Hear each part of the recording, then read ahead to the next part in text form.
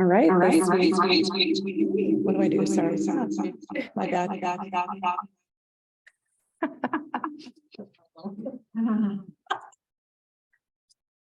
All right. Always good to do a sound check.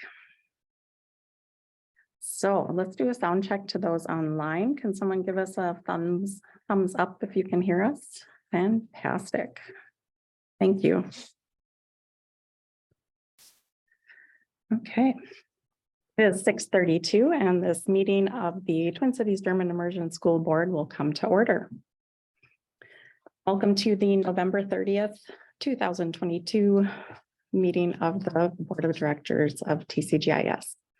We'll begin with a roll call conducted by Executive Assistant Julia Henriksen. Director Albers. Here. Director Akutut. Here. Director Dayton. Here. Director Eberhardt. Here.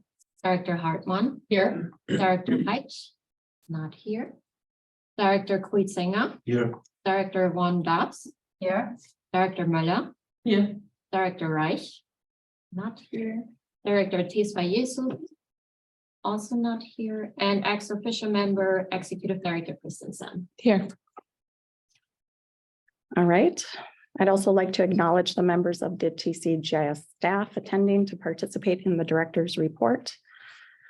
I'm not sure if they're online yet, but we are expecting Dean Elizabeth Zenfenig and Dr. Royand Hendricks. All right, when we convene as a board, we like to start our meeting with our mission, vision, and values. The mission of the Twin Cities German Immersion School is the innovative education of the whole child through German immersion. Our vision is andere hören, andere sehen, Weltoffen denken und handeln. Translated to educating multilingual world citizens who hear others, see others, and think and act with an open mind. Our values are curiosity, kindness, challenge and support, intercultural engagement, and community. We also welcome those attending this public meeting and thank you for being here. The school board recognizes the value of participation by the public in deliberations and decisions on school district matters. To maintain orderly and efficient proceedings, the board provides a specified period of time during which the public may address the school board. If you would like to address the school board during the open forum tonight, please indicate so on the sign-in sheet if you're in person or via chat to the Executive Assistant Julia Henriksen. The ability for Zoom participants to chat to all participants is not conducive to orderly school board proceedings and is not available. And tonight we give a special welcome also to Terry Moffitt, who is joining via Zoom. Terry is our liaison to our authorizer, the University of St. Thomas. So welcome, Terry. We had a school visit, site visit scheduled for today, but unfortunately had to be canceled due to illness, but we're glad that Terry can join us via Zoom tonight for the board meeting. And we'll reschedule the site visit as soon as possible. All right. That brings us to our consent agenda. One item I'd like to pull off the consent agenda is the Finance Committee report. Our treasurer is not attending tonight. He's out of the country. And there are September financial reports included in the packet, and that committee report, the committee did not meet this month. And so the committee needs time to review the September financials. So the next meeting I think is scheduled for December 8th. We'll review 13th. Oh, yes, December 13th. And we'll review the September financials along with October by that time. So we'll pull that report off and carry it over to the next board packet, please. Are there any edits to the meeting minutes from the last meeting? Hearing none, I'll ask for unanimous consent to approve the consent agenda. Any objections? All right, it is approved. All right, first item on the agenda is our board response to letters in last month's open forum. Last month, we had the Teachers Union President, Scott Stevenson, come and present to the board the proposal and the idea to combine the Education Assistant Union with the Teachers Union. The membership of both unions has already voted on that and it was passed. So Scott came to the board.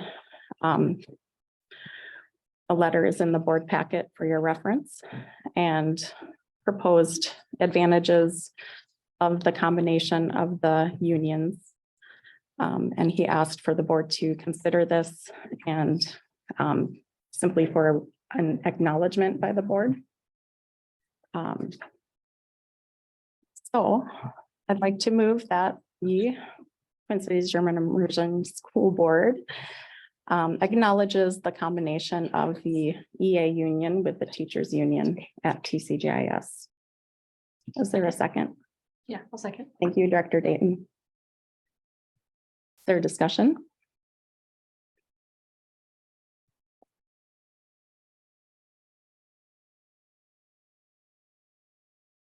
Okay, I think we had a good discussion last month when Scott was here and he answered questions of the board at that time. So I think all the questions had been addressed. All right, all those in favor? Sorry. Oh, sorry. So would the idea be then, and maybe we have this last time, that the EA increases and changes would wait until next March or whenever we start the negotiation on the new teacher agreement? I think he's hoping to start it in January.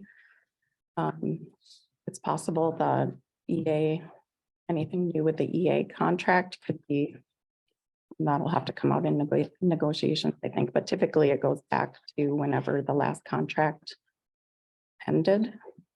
So does that make sense? So I know we had a teachers union contract that went into the school year once, I mean, in recent history. And it wasn't decided until maybe halfway through the school year, and those changes were retrograde for the salary that school year. Because the contract just says everybody stays at their same level if there's an auto renewal into a new period, which we're in. Oh, okay. So whatever the contract says.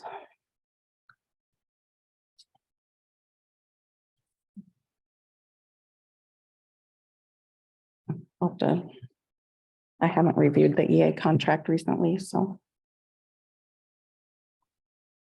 All right. All those in favor, say aye. Aye. Those opposed, say nay. Motion carries. Thank you.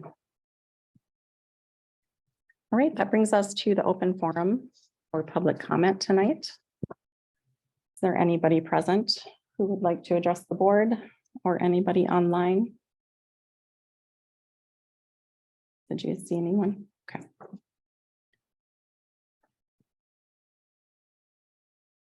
Going once, going twice. All right, we will close the open forum portion of the evening. And that brings us to special recognition. We have several groups to recognize tonight, and Director Christensen will do the recognitions. To save time, I think we'll hold our applause to the end. This is a fun part of the job. Yeah, for sure. So we'll start with our student library volunteers. I'm not going to name them. You can read their names there. They we call them our library ambassadors, and they set up displays in the library. They have really wonderful bulletin boards that they do for different heritage months and to highlight other things, special collections in the library. And they are an energetic and really fun group. So really appreciate them. Yeah. They put on a very fun escape room for some of the teachers to try out today after school, and it was awesome. We won with 9 minutes left, but they were so energetic about it, and they did a really good job, so it was really cool. Yeah, they're a great group. Very cool. That sounds really fun. Maybe we could do it at the board retreat. That's awesome. About with more. Like Did you have an hour to do it? So, 30 minutes. 30 minutes? Are these all, I also have a question, are these all middle school students? Yes. Or? Mhm. You're eligible to be an ambassador once you're in 5th grade. Mhm. I'm also happy to recognize our TCGIS community garden volunteers.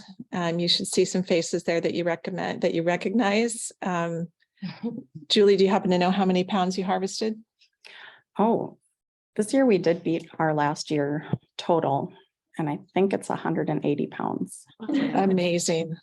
And Yeah. no squash bugs this year, right? No, because we did not plant Could you squash. just? Well, that's a good way to avoid it. And We the learned our donations go to, To Keystone Community Services off of University Avenue. wonderful. Wonderful. So thanks to our garden volunteers. I don't know how many of you went to the Oktoberfest fun run. It was great. And the executive team that planned that are the wonderful folks that you see here, names you should recognize. It was incredible. It was a beautiful day. It was incredibly well attended.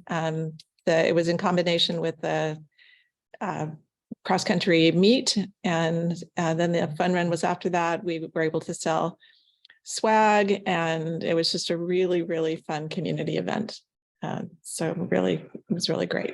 And special thanks to Charles Price, who is here in person. Glad Yeah. you could make it. And Yeah. I really appreciated that you set up the tent for the board station at the fun run. When I arrived, it was ready to go and it was fantastic. So Yeah.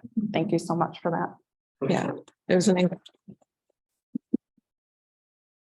was an incredibly well-run event, pun intended.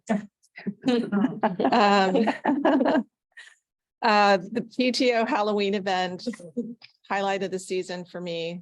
See so many people dressed up and happy and just incredibly creative booths and tables. And I was so impressed with how many people signed up so that people came in waves and it wasn't overwhelming. It was just a steady stream all afternoon. Big event, and just was really happy. Again, we had gorgeous weather for it. So thanks to all of these wonderful folks who helped make it possible. Super fun.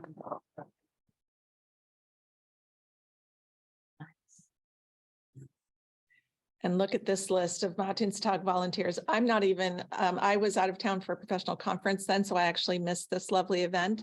So I'm not even sure what all of these folks did at the event. I think they were probably guides for the parade in part. Is that mostly what they We were? have two people here, like. Yeah. Anybody who, Kirsten, what did you do? I think some of these are art room volunteers to help younger grades assemble their lanterns, because it's Oh, ahead of time-intensive, time. Mhm. experience for one teacher to manage. So kudos for one for two. Wonderful. Oh, and Megan, did you do that too? Did you help? I did. I got black paint on this arm and glue on this arm. Yes. Wonderful. Well, thanks to that group. It was a really great event from everything that I heard. So it was fun. Yeah. So thanks to everybody who helped with that.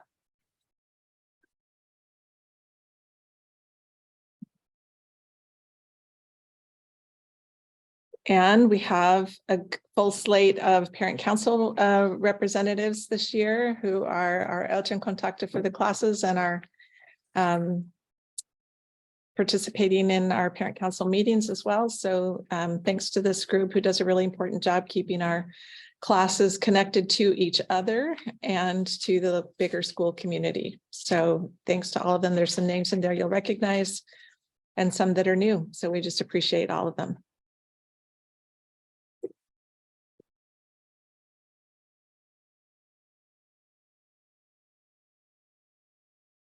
And finally, is this finally? Can't remember, it's our last slide, yeah. Thanks to our 3 staff council representatives who are getting staff council up and running again this year after a little bit of a lull last year. And they're an important link to between staff council and administration, and we appreciate all of their work. Awesome. All right, thank you to all those volunteers. It's amazing how much engagement we have. All right, that brings us to our director's report for November. And I think our first item on that is Dr. Rowe from the Special Education Department. Welcome. Thank you so much. And good evening to everyone. And Julie, do you have her presentation that you can pull up? And I apologize, there have been so many versions, but it would be the one with November 30th, 2022 at the top.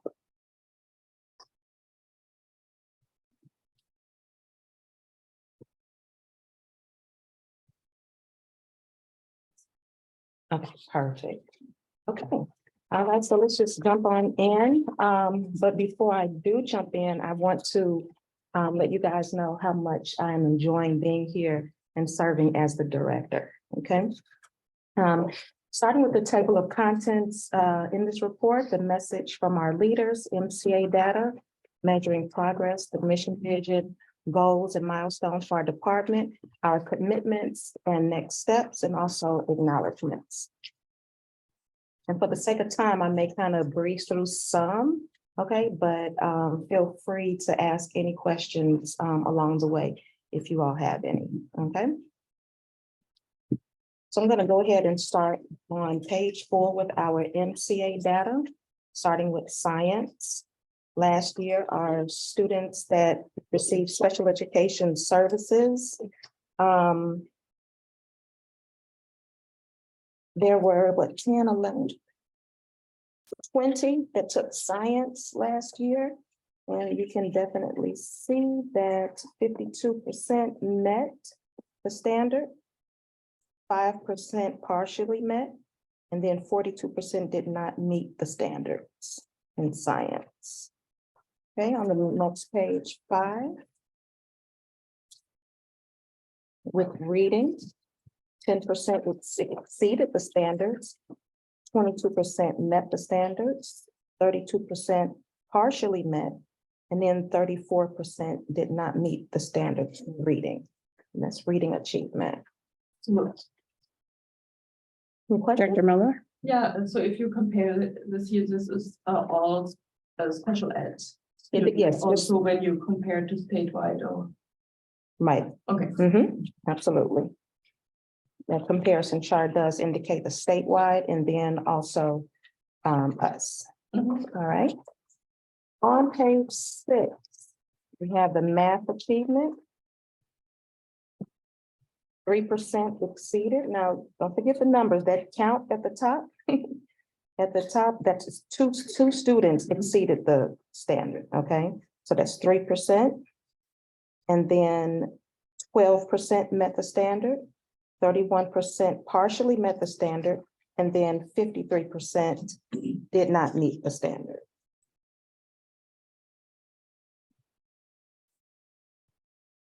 And those are some things that we are definitely working towards. It's important for us to understand our students with special needs. Many of them are not functioning at their grade level, okay? However, their individualized education plans are written at the instructional level, their instructional level. So you may have a student who is in 8th grade, but based on the implications of their disability, their achievement level, IQ scores, he may be functioning at a 3rd grade level. Okay, so it's very important that we keep in mind that the students that receive special education services achieve the goals of their IEP. Okay, a lot of times we get scared when we see these scores so low on MCAs, right? But our goal for them is to master their individualized plan goals. Okay, all right. Okay, so on page 7, we have some key indicators that we're going to measure for progress. And that's those tier 1 and tier 2 interventions, make sure that they're successful. And that's basically just the general ed professionals as well as the special education professionals really working together. We're doing a lot of work, meaningful work to bridge that gap together, okay? And then their IEP goals and objective achievements, I already discussed that. And then also providing tailored and tiered professional development. At this time, one of those activities as a part of the professional development is calibrating classroom observations. So when we're calibrating, we're thinking about just being on the same page. Should Dr. Kirsten and I go into a classroom, we want to see what does this instruction look like and be on the same page. Okay, so they'll get that same feedback from us. Okay, so our wonderful lead coordinator and I are doing some work with that in terms of calibrating what we see. Okay. On page 8, this summer, we had a special education department retreat. And these are the goals that we came up with. This is the mission that we came up with and also our vision for the department. Our mission is to offer tiered professional development, use effective communication, maintain a growth mindset, ensure honesty and curiosity, and provide a continuum of services to meet the individual student needs. So everything that we're doing in the department is filtering through that, our mission. This is how we're going to get there, right? How are we going to get where? To our vision, and that's to provide an inclusive, quality, educational supports and services through growth, proficiency, and sustainability. So there's some milestones that we have set forth for the special education department here at TCGIS. By June 23rd, we want 100% of the students to reach their IEP goals. 100. You all might think it's lofty, but that's what we're striving for because we want them to be able to access the general education curriculum as soon as possible. Okay, so it's important for them to achieve those individual goals. Also, the use of accommodations in general education. When I mean accommodations, it's those instructional accommodations that students use so they can access the general education curriculum. Okay. Report card passing rate, 95%. MCA scores achievement rate, 65%, because right now it's about 50%. Okay.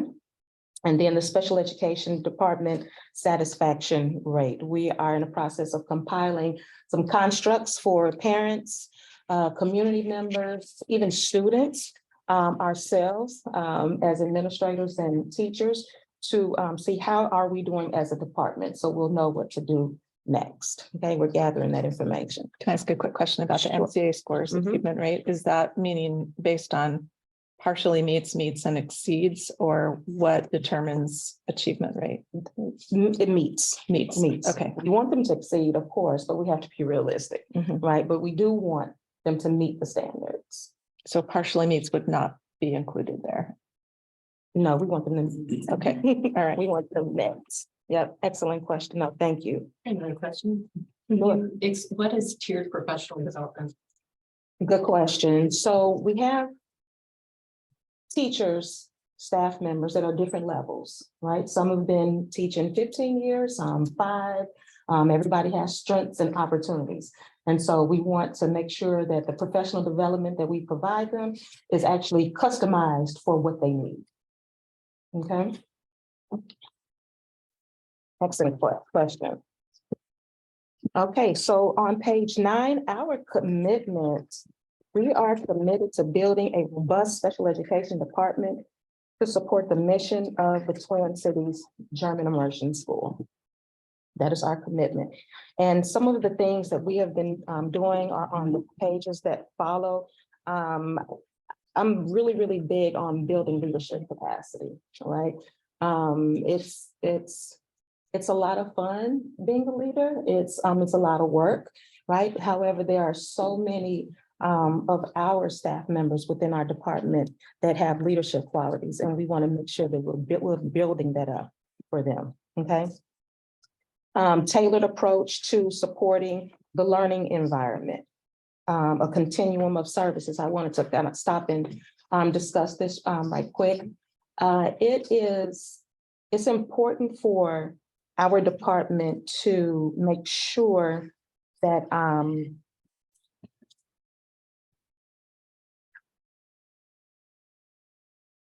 ooh, that gosh, my chest. You okay? Yeah. Scary. Do you want her to, you all right? Might have some water. This is weird. You're comfortable.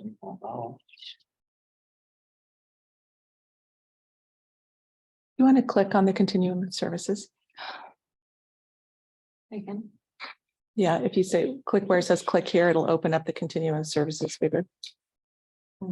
Take a deep breath. On the right at the bottom. My nerve just like a. Oh, I'm sorry. Okay, so with the continuum of services. In the past, many of the students with special needs will be pulled out, okay, will be pulled out of the classroom. And students, we want them to be in general ed as much as possible. So if that takes a co-teaching model to take place, that's what will happen. If it's a self-contained situation where they come out all the way 100% of the time, if that's what they need, we want to be able to provide it. Now, when you get on up, okay, to a more restrictive environment, that's more residential. If a child is really sick, are terminally ill, hospital homebound services, okay? So just think of special education. There's a whole continuum, not just a place, not just, you know, a one-size-fits-all approach, okay? So with that link in your presentation, you can see it. Oh, you just brought it up. Okay, thank you. Okay, so building staff morale, celebrating every time we start a meeting, we always talk about grows and glows. What are we glowing in and what do we need to grow in, and celebrating those successes. Okay, with our due process coordination, we have some diehard staff members that are making sure that our numbers are correct. You know, in special education, we have to be coded correctly, reported to the state, because that's how we get our tax dollars. That's how we get our dollars to support the program.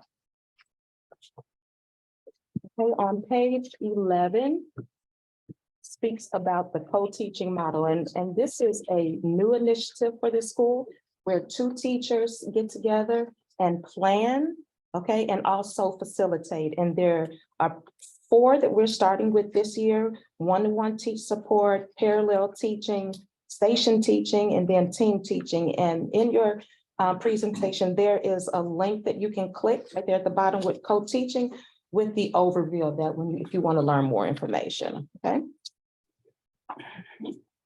I have a question about the co-teaching. Sure. How many cohorts in 5th grade and 6th grade have the co-teaching model? There are 4 classes that are being co-taught, and that's the 5th grade reading, 5th grade math, 6th grade English, 6th grade math. I'm not quite sure exactly how. I know. Go ahead. Go ahead. In 5th grade, there are all 3 sections are receiving English service co-teaching partial time. So it's split between our days. It ranges from 2 to 3 days a week that we have co-teachers. And then only one section in 5th grade has math support with a co-teacher, and that's 4 days a week. And their MCA scores are significantly lower than the other 2 sections. In 6th grade, I believe it's 3 days a week in English and 3 or 4 in math, all 3 sections. I think. I'm less knowledgeable about 6th grade. I can get those All right, thank you. solid numbers for you with the exact amount of cohort. Mhm. Are the cohorts that have co-teaching based on test scores, or how is it decided? It Which was, ones have? Good, sorry. good. I was gonna say, I was one of the teachers that helped create the 5th grade cohorts, and it's just done randomly. Oh, It just happened to be that section was just a little bit lower in math, and so they did it based on that need level, so. It's really random. And because this is the first year as a pilot, we didn't want to start with K-8, right? And we don't have the personnel for it, right? Just to be perfectly honest as well. However, we're really looking and analyzing how is it working and tweaking it as we go. So when we do add another grade level or another section on next year, it will be even more impactful for students. And it doesn't just help the students that receive special education services, it helps the entire classroom, right? Okay, on page 12 is the staff retention. It's so hard for all schools really, to attract and retain teachers. So we try our best to retain the teachers. Last year, the educational assistants, we lost 2, but we hired 6. And then actually 4 are in school pursuing a teaching license. So we're really excited about that. A lead education assistant remained. We lost just 1 teacher last year, but we hired 1 this year. 2 department assistants remain. We have a 0.5 coordinator. Our lead special education coordinator was hired. Due process coordinator was hired, and also the director of special education was hired, which brings us to that maintenance of effort on page 13. It's important that special education departments maintain what we say, right? Like we need this money, we're showing, so the state, okay, well, how are you spending it? Okay, we're spending on personnel. Okay, we're spending on different things that the students need to support their program. Okay. So with our student count, that's also very, very important to make sure that count is in. The count is actually due tomorrow. Okay, and that's why there were some changes, because we want to make sure that all evaluations were completed. So to date, we do have 75 students receiving special education services, which is 12%. Typically, we wanted 10% and lower, right? And so we're going to continue to take a critical look at that to make sure that percentage is 10% or lower. Okay. However, as a realist, if students need the services, they need the services, right? So I've created just this chart of how many students we have per disability. Okay. All right. And then on page 14 is just a chart with that child count, with the total enrollment versus the child count. All right. And on page 15, communicating with families, super important that we maintain that and also increase their involvement and understanding of special education services. We'll meet monthly with the Special Education Advisory Committee. We have about 8, I believe, parents, and we still want to increase that number because we want them to understand the information, because it's massive, the web of special education. And so just giving them bite-sized pieces so they won't be overwhelmed is super important. Okay, we wanted to increase our visibility within our department to attract families. So we built out a web page, and so that information is on there as well. Starting December, we are going to have a monthly newsletter that goes out, and this is the first one. Our department assistant has taken it and run with it. I gave her the template and she is flying. So she's really excited about that. And by nature, she's an architect. So she's loved to put these things together. So this is our leadership team. Wonderful people to work with. They're amazing. We've established great trust thus far. And we are excited about continuing to build out this department and serve our most vulnerable youth and those of children with special abilities. If you have any questions, feel free to ask. If not, thank you so much for allowing me to present. How many special education teachers do we have in the department? 5. Is that So you'll hear special education teachers, case managers. It's the same thing. We use it interchangeably. and is that a sufficient amount for Or caseload? For our caseload, it is. Okay, It would be a red flag from MDE if we did, hire more. Because of the caseload. okay. Mhm. But we're keeping an eye out on the numbers. Every day, we're looking. Christine, our due process coordinator, Mhm. compliance coordinator is excellent. So she keeps me well informed on the numbers and how they, fluctuate, because it could go from day to day. I wanted to follow up on the maintenance of effort Mhm. portion, because I think, so I know you weren't here last year, but Mhm. I'm wondering if you have any insight into how the maintenance of effort was maintained last year, because my understanding from the accountants is that maintenance of effort impacted our federal funding that we received last year, and so that was a revenue loss that was unexpected. Mhm. Mhm. Can you speak to that? I'm not quite sure. I can definitely talk to the former special education director and meet with her just to make sure that we don't end up in a situation that could harm us financially. Have a really good relationship with her, so I can definitely see exactly the details. I don't have enough information to speak about it, Yeah. Publicly, but Yeah, I if you will could get just follow those up on things. that. Yeah, I I'm sure will. curious. Sure. What So I that can was. send you all out an email and then definitely present on that during the next board meeting if you need to. But this year, we're on track to maximize our Oh, federal yeah, aid. we're definitely on track. Okay, Oh, yes. Yes, good. thank you. I asked, I'm sorry, I missed part of it. I was letting the guy with the snacks in, so. Counting.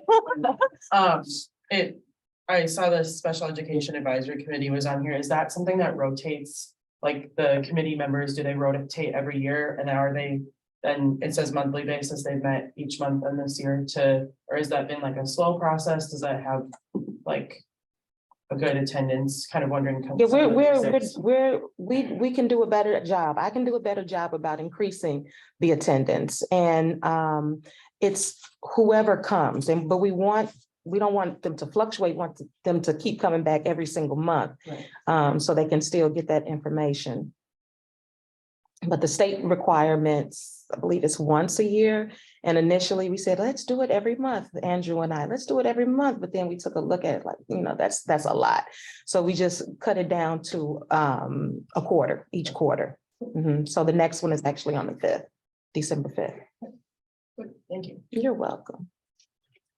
I have a couple of questions, if I may. Yes, Director Dayton. Thanks for your presentation. It was lovely. Welcome. Thank you. Can you speak a little bit about the growth mindset that you've got in here? Is that related to kids in the program or the program itself, or what do you mean by that? Well, growth mindset is just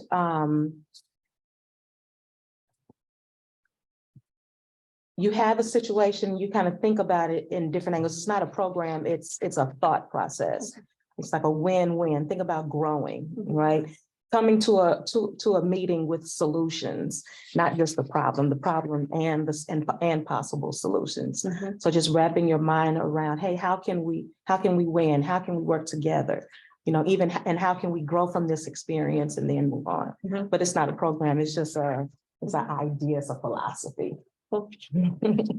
Just maybe a little piece of feedback. I think that could be really valuable for the people in the program to understand more. And when I read growth mindset, I think like we want to double the enrollment in our program soon, or like the actual program growing, right? So this is sort of like how you want the students and people that are interacting with the program to to bake into the program for those Absolutely. individuals. So I think Absolutely. elaborating on that would be really helpful. Okay. And then I was just wondering, particularly for the goals and the IEP goal achievement rate, what are we at now?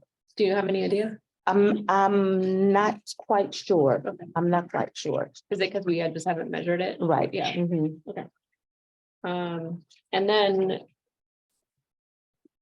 But I can definitely do that.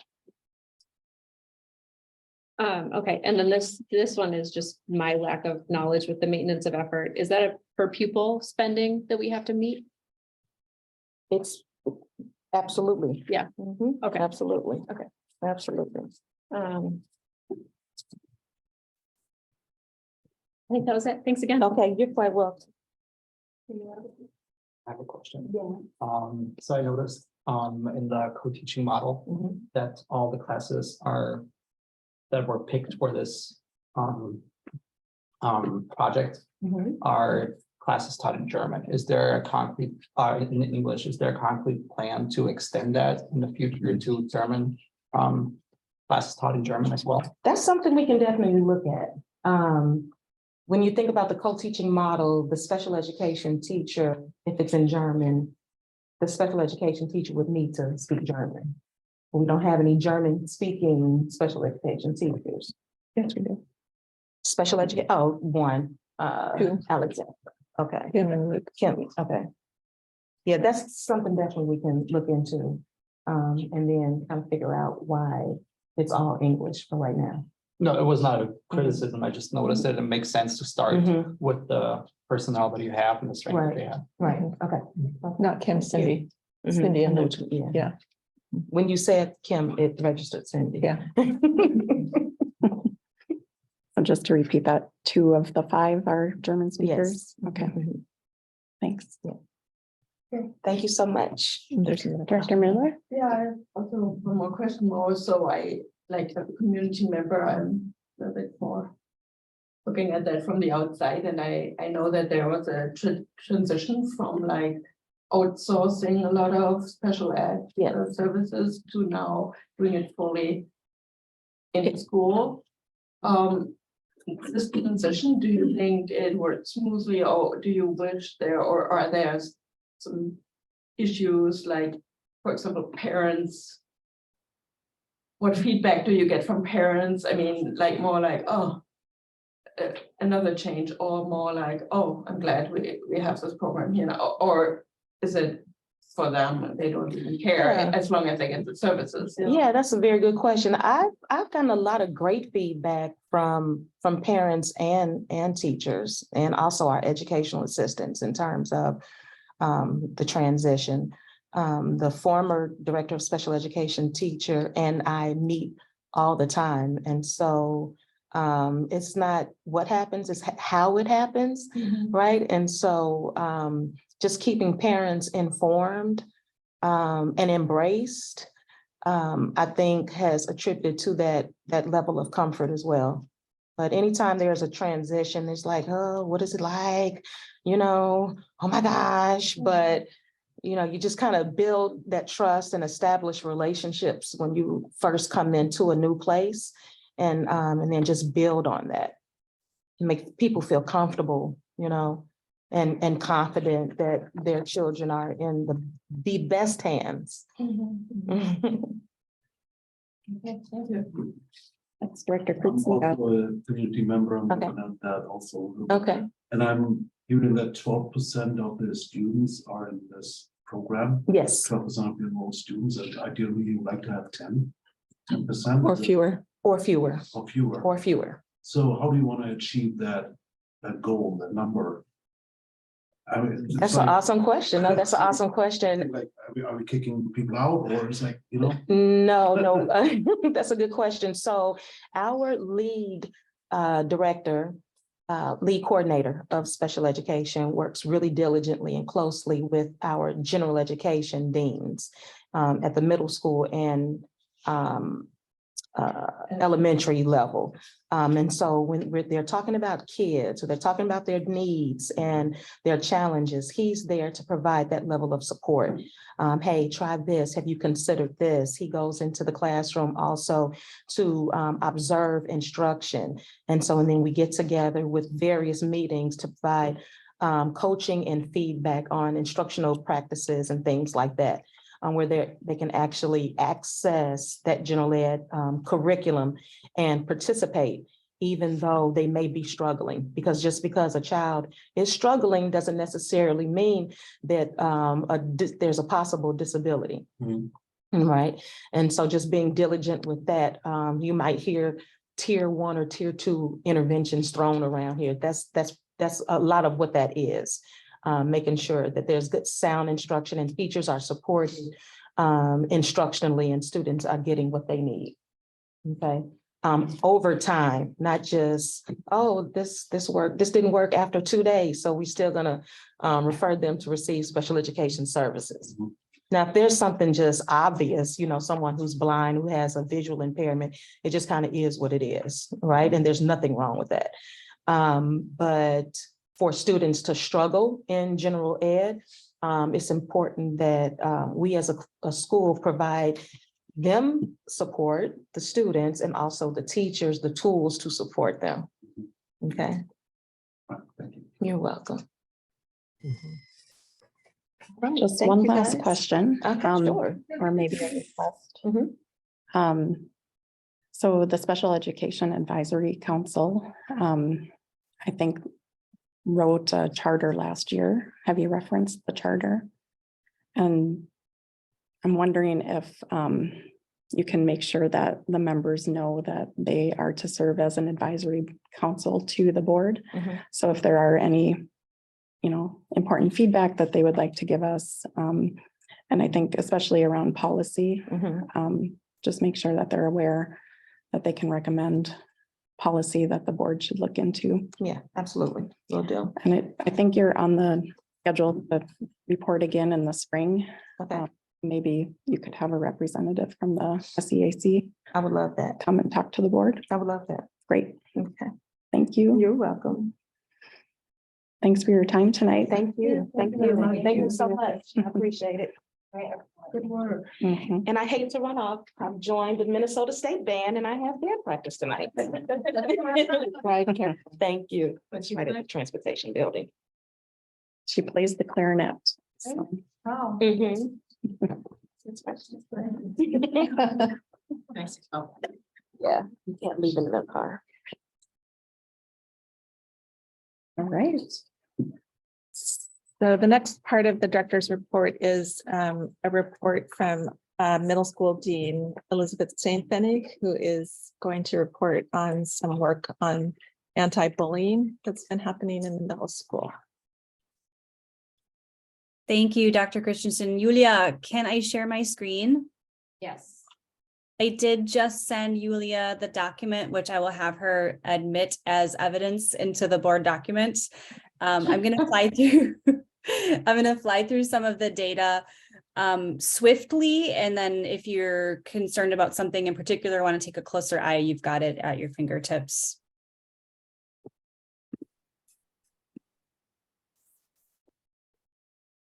The survey data that I'm going to present was surveyed of our middle school students, which is 5 through 8 in their advisories.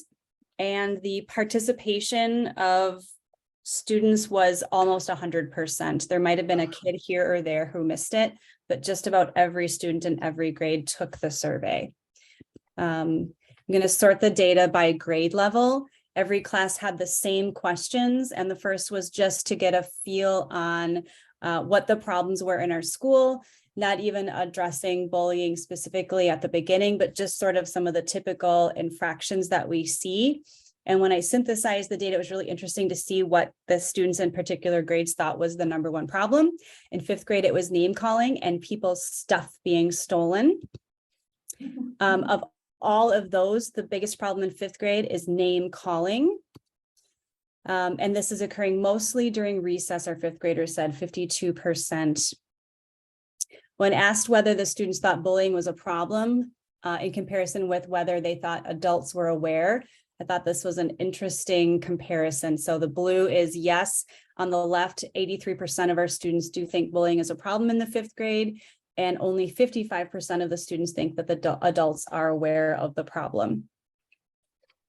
In 5th grade, these are the number of reports of either the student taking the survey or a friend being bullied at school. So just getting a feel on whether what we think the presence is of bullying in 5th grade. And it's pretty high, 87%. Same, the opposite then for online is a large percentage is saying no, this feels developmentally appropriate with where our kids are with tech tools. Some highlights are then the number of kids thinking that bullying is a big problem is pretty high in 5th grade. You're going to see later on that in 8th grade, it's not. More than half of the kids think the adults are not aware of the problem. Recesses and classrooms are the places where bullying is happening the most, but hallways and lunch are a close third and fourth. Name calling and physical aggression in 5th grade are the #1 incidents of infractions, and online bullying does not seem to be a big concern within this age range, keeping in mind that 5th graders are about 10. 6th grade, we saw some differences. Rumor spreading was the #1 problem that kids thought was happening in 6th grade. Of all of those problems, rumor spreading also made it as the #1 problem. And occurring during recess and hallways. So the classroom has popped off of the highest spot where bullying is occurring. Of the kids that think bullying is a problem, the no's were the winner in 6th grade. And still a high rate of students feeling that adults are unaware of the problem. Some comparisons and just some highlights are that online bullying seems to still not be a big concern, but it is slightly higher. It's getting higher as we get to 8th grade. Classroom bullying appears to be calming down, but there's still a problem for our students' perspectives when you recess in hallways. Very different presentation of the offenses and the infractions that we saw in 5th grade. 7th grade is an interesting class. They're very quiet. We don't hear a lot from them. There are a couple of louder kiddos, but all in all, I don't spend a lot of time with 7th graders. And for my position, that is a good thing. 74% said not including others was the biggest problem in 7th grade. This is just reflecting the exact same thing. And it's occurring during recess. That is the highest spot for bullying. And then this is really interesting. 7th grade isn't reporting too much of a bullying problem. 67% think it's a problem. And again, adults not being aware. I think it's not a problem.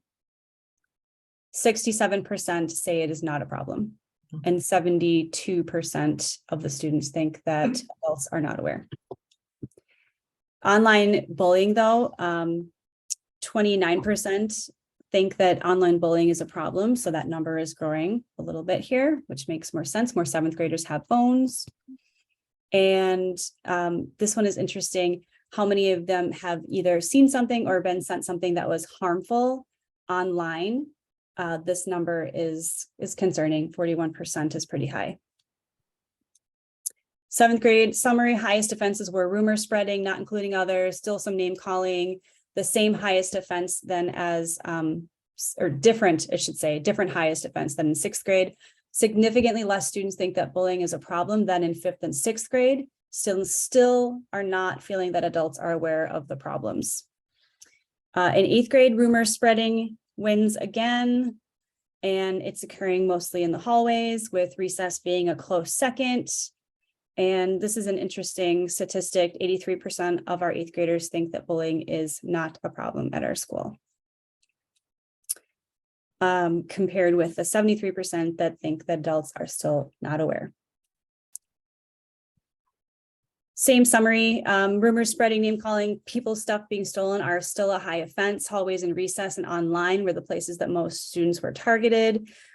Responses and write-in responses indicate that there is not much of bullying, but where bullying is occurring, adults might not be aware. There were a few interesting write-in answers.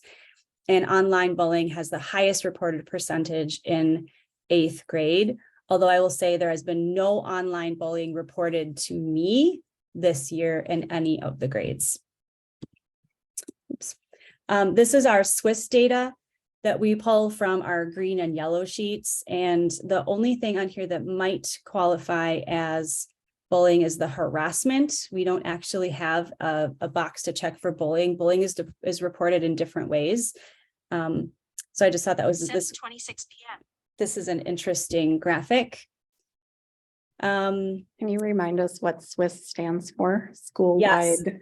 Yes. Let's see, school-wide information system. Michael will correct me via text if I'm wrong. It's just where we collect our data on our yellow and green sheets. Okay, thanks.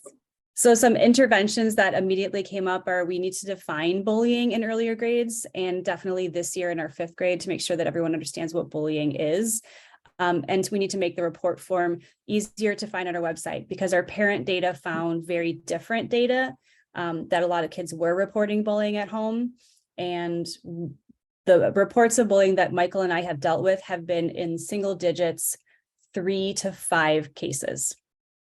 So we did relocate the bullying of a student report form. You can find it under the Family Resources tab on our homepage, located under handbooks and forms. This is something that's going to go out in the middle school newsblot tomorrow so that families can help their students locate this. It was a little bit buried before. So then what do we do with some of this information? This is the first time it's been sort of released publicly. We're going to synthesize it as our K-8 team.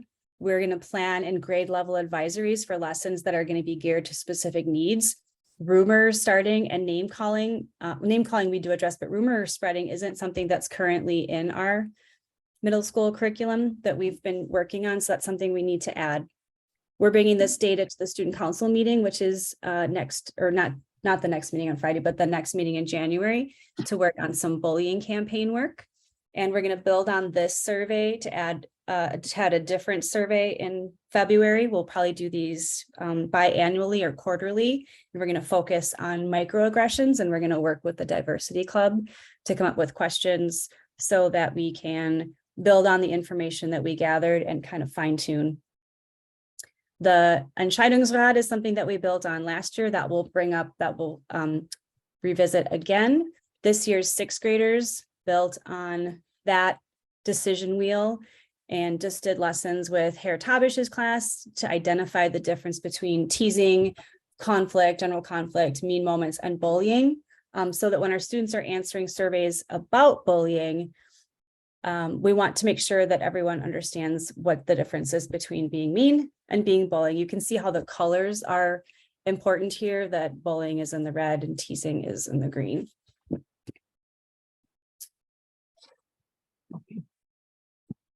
That is what I have to say about bullying at TCGIS. I would entertain any questions if y'all have any. I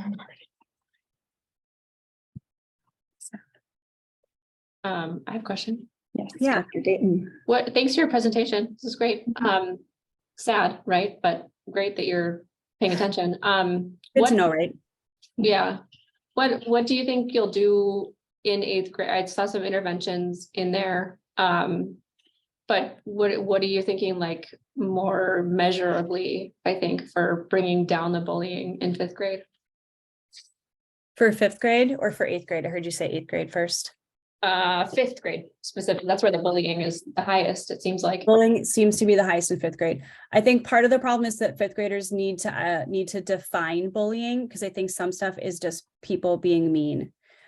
True bullying, I have a chart that I go through with kids in my class or in my office when they come in and say that they're experiencing bullying, and we go through it, and there has to be a power differential. There needs to be multiple occasions, and just different markers for bullying. So it's important for them to be able to identify it. I also want them to know what they need to do if they are being bullied and who they need to go to. So that's part of our lesson. And then what I've experienced with students in my office is that when bullying is happening, there's certain modules that we do with them, things that are provided through antibullying.gov, some federal sources. And I could tell that on pictures of kids in scenarios where kids are being bullied, some kids were having a hard time figuring out what was happening in the picture, who was being bullied and who was a bystander, or not being an upstander, or on the other side, being an upstander. So just identifying your involvement in bullying, whether you are the kid being bullied, the bullier, or just someone on the outside. So being able to identify what your role is when you see bullying is really important, and giving tools for kids to stand up for others. Mm-hmm. Do we start planting some of those seeds in elementary school? That's what Michael White and I have talked about for sure. Is I know that the 3rd and 4th grade team, they do stories, and they do more of like social stories. where it's a little bit less explicit, but more social and more play. And it's going to be important for us to bring the definition of bullying down a grade or two so that we don't have to do that in 5th grade, for sure. Thank you. Mhm. I have a question, Dean Symphony. I was wondering if you have additional information around the demographics of bullying. You know, I think with your findings, you're giving us the grades, so we get a sense of age. But Right. are you able to fill out the portrait even more? We did not do that for this time. The source that I pulled these from, Deanna Erwin, our social worker, and I are working tirelessly on this topic this year and last year. And so the first thing we knew was just to get a feel of where we're at and to see where our focus needs to be. And then the second part, I think there was a slide that said that there will be another survey then in February where we're going to target specifically about microaggressions. And that will also be the survey where we probably get racial data as well, because that feels like those are connected.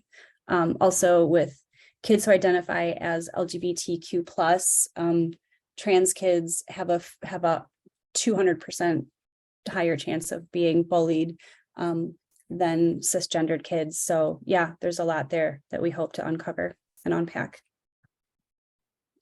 And maybe because I have bifocals, it's a little hard to see the screen. So I was wondering if you could maybe share a little bit more about how bullying is defined compared to being mean. How do you see like racial, gendered, or, you know, as you were mentioning with LGBTQ plus positionalities, how do you see microaggressions fitting within these different categories? Well, first of all, I would say that there's bullying and then there's harassment, and we have two different policies on that. There's a bullying policy and then there's a harassment policy. And anytime there is behavior that is targeted towards race, gender, religion, sexual orientation, that gets into a harassment category, which is also federally defined similarly to bullying.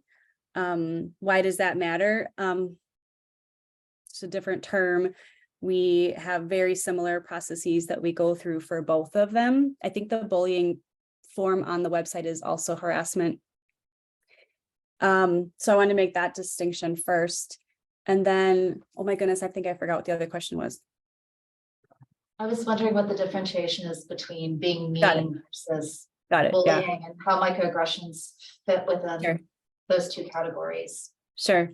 So being mean is defined as maybe a one-time thing, something that happens between two kids who are on even playing field, both in the same grade, maybe even friends, or sit next to each other. Bullying then is when there's a power differential, when there's maybe different grades, maybe one kid's popular, the other kid's less popular, and it has to occur over 2 or more times.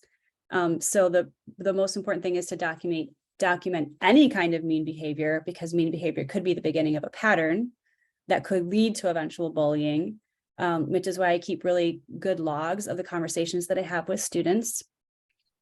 And then how does that get into microaggressions? Microaggressions can be mean moments. It's also probably a teaching moment. But it could also then verge into, we have had situations where microaggressions have been clearly defined by board policy as harassment, and it have led to consequences as large as out of school suspension. We take those pretty seriously. Thank you. Yeah, I think I really like it that you do I was just thinking it kind of gives the student like we serve as like a tool to actually express their feeling about the bullying or harassment or whatever. So I'm wondering if like this question of being adults aware of it might just to like surveying them might even be a way, giving them the feeling that they have a way to share their feelings or what they experience. So yeah, I think that's great that they are asked, that the school students are asked about this. Thanks, Silka. Yeah. Kids are savvy, kids are smart, kids know when teachers have their back turned and when vulnerable moments occur. And so those are the moments where we need to be really vigilant. Oh, I also, that was my second question.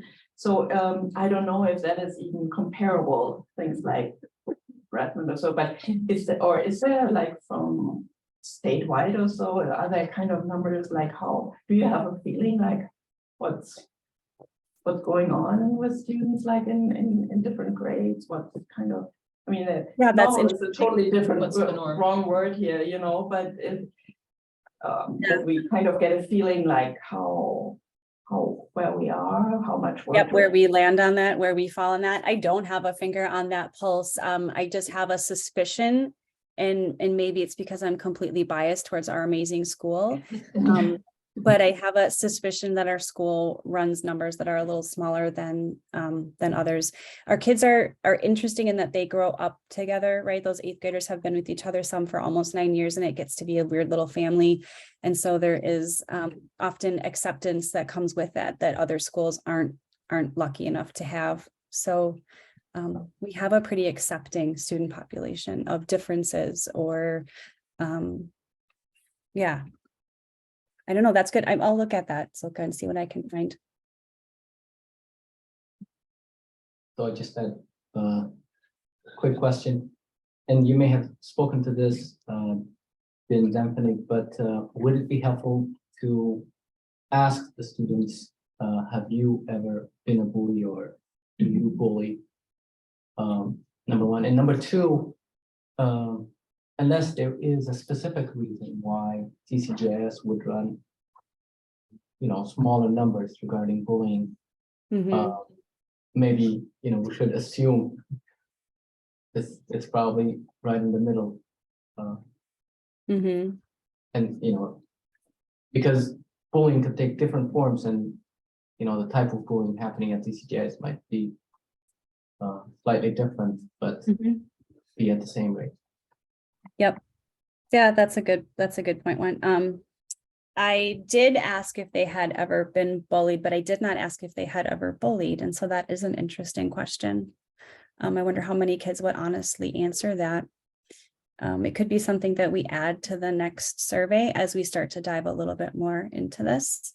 I did have some open-ended spaces where there were some things that were revealed. So it was another really good reason to have this survey. I had a question where it was, is there some, would you like to talk to somebody today? Do you have something that you need to share? And if you do, here's what you can do. So as far as I said, I was biased. I do believe strongly in our student population, but not enough that my glasses are always rose colored. Otherwise, I wouldn't be doing a bullying survey.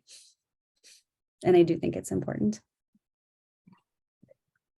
I have a question. Was the survey anonymous, and did the kids know it was anonymous if it was? Yep, it was anonymous and they knew that. I didn't collect emails. I'm curious too about, now that you've received this data, and it sounds like you're going to do another survey in the spring, how will you be using this data? Are there conversations about recess, about hallways, I know you said a little bit about working with the student council, but in terms of thinking about like forms of healing or like restorative justice, I know sometimes a model that's been used at other schools, for instance. What are some of maybe the higher level kinds of aspirational ways of thinking that you might use this data toward beyond, some of the tactical things you mentioned earlier?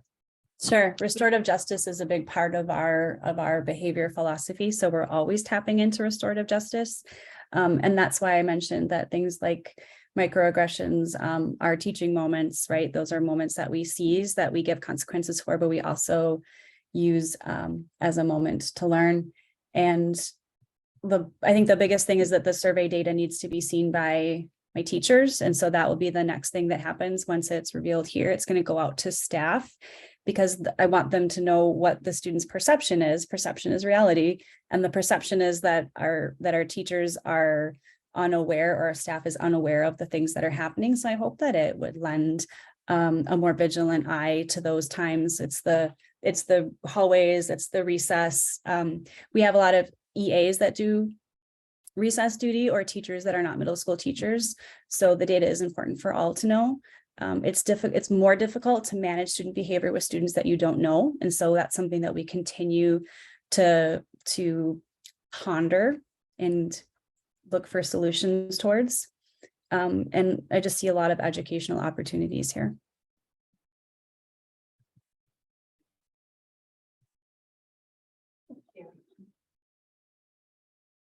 I want to mention that the parent survey, from the parents' perspective, they reported more bullying occurrence in the elementary school than in the middle school. So I'd encourage you and Dean White to dig into the elementary school as well to see what issues may be there. Yes. Yep, for sure. Michael's giving the thumbs up. Hi, Michael. Awesome. Thank you. Michael and I talked about that today too. So, yeah. And then I wanted to follow up on Director Kwandab's question. At Diversity and Belonging, the most recent meeting, we went and dove into the racially analyzed data from the parent survey. So we did see more parents who were BIPOC parents reporting bullying than white parents. And I think the biggest category was those that didn't want to say, if I remember Yes. correctly. Okay. I have dealt with, I think I counted 3 official bullying situations this year. Situations that were brought to me that were clearly identified as bullying, and I had to go through all those proceedings. And of the 3, 2 of them were kids of color. So 66%, it's pretty high. There's a thing there. Yeah, so I think that data is linked in the Diversity and Belonging report. Okay, great. I will go and grab it from there. And I'd like to have it side by side with what we get from students. Dr. Rowe and I have worked together on a version of this survey that will go out later, that has a focus on racial identity as well as sexual and gender identity. I have one more question. You said that there were 3 instances of bullying reported and followed up on this year, correct? Correct. But there's way more bullying self-reported in the survey, obviously. What do you think keeps students from reporting all these instances of bullying?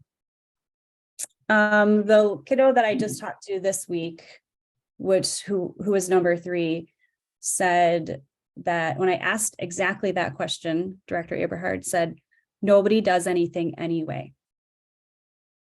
And so I think there is a feeling of helplessness and hopelessness that we need to overcome. I don't believe that that is the case with our staff. So I don't know where that comes from. And I think the other thing is that that's why we moved the form to be closer. Sometimes people don't feel comfortable reporting things. And so to give them another way to do it other than coming and talking to the scary middle school dean if they don't know me, or telling a teacher something personal, having a more anonymous way to do that is probably important. I wonder if kids go home and tell their parents and their parents don't know what to do, the form would be really helpful with that. Right? If you're 10, you need a parent to help you with that. That's a good question. I can only speculate the answer, but it kind of breaks my heart. I'll just add to that based on personal experience a very long time ago, especially with the younger kids. The parents will hear things at home, and it's probably very important to have them understand what avenues are available to tell the teacher or tell the dean or tell somebody. Because I know in the experience we had when my son was in kindergarten, he came home a couple times just distraught. And we finally got out of our not very communicative child that bad things were happening on the kindergarten, on the playground, and that the first graders were being mean. So we had a good relationship with this teacher. I called her, I mentioned it.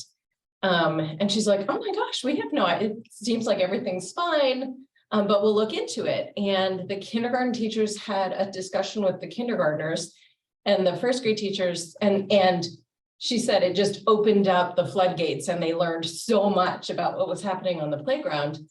And then they were able to talk to the first grade teachers and turn it into a learning moment and an education session with the first graders to talk about, what is appropriate behavior, especially with these younger kids and all of that. And it was fantastic. And the teacher was very appreciative and it worked out really well. But I think especially with those littler kids, there has to be a way for the parents to understand that they can pass on information, may or may not be true, but it can at least be followed up on. Right. Yeah, that's a really great point.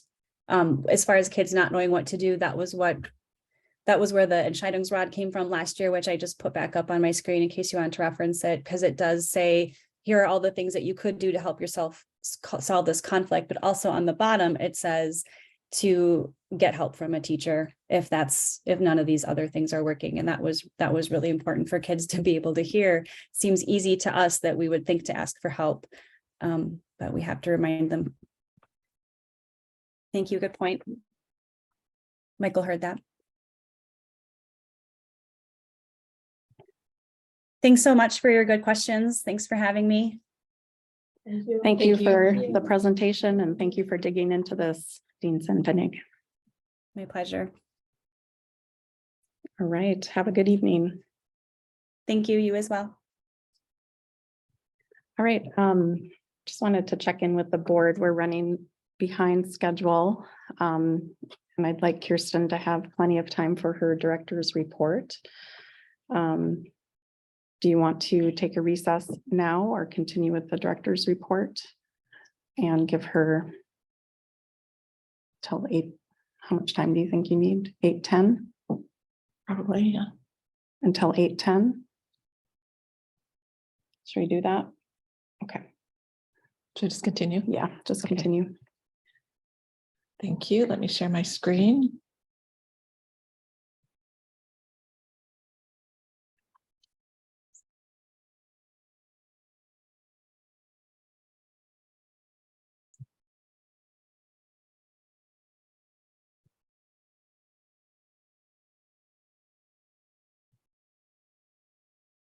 So we already had that. Key performance indicator, academic achievement on special ed. And the next thing I wanted to share is more academic achievement on our A1 and A2 tests. Whoops, sorry. So our A1 and A2, those are marker tests on the way to the DSD1 test that we take. And I wanted to share these data. I'm just going to let you have a look at those for a while. You'll note fairly significant drops in listening and speaking from 21 to 22. So rises in reading and writing. We're certainly not back up to where we were in 2019. There should be no surprise there given the impact of lost instructional time. It's hard to know exactly how to interpret the listening and speaking deficits. We were masked all year last year. That could have something to do with it. But it's notable and we have some work to do there. Kevin. Well, as always with standardized testing, it might also just be that a certain grade level is more capable than others or less capable than others. Yeah. Right. So these are different cohorts. Emily, did you have your hand up? No, sorry. Okay. Are these data collected in the fall? Like 2022 was just collected this fall? Right. In March. So the They're in test Okay. is in March. Okay, thanks. Mhm. So here is the A2 test, which is in 6th grade. And you'll notice the same bit of a drop in listening and speaking, but we have it also in reading.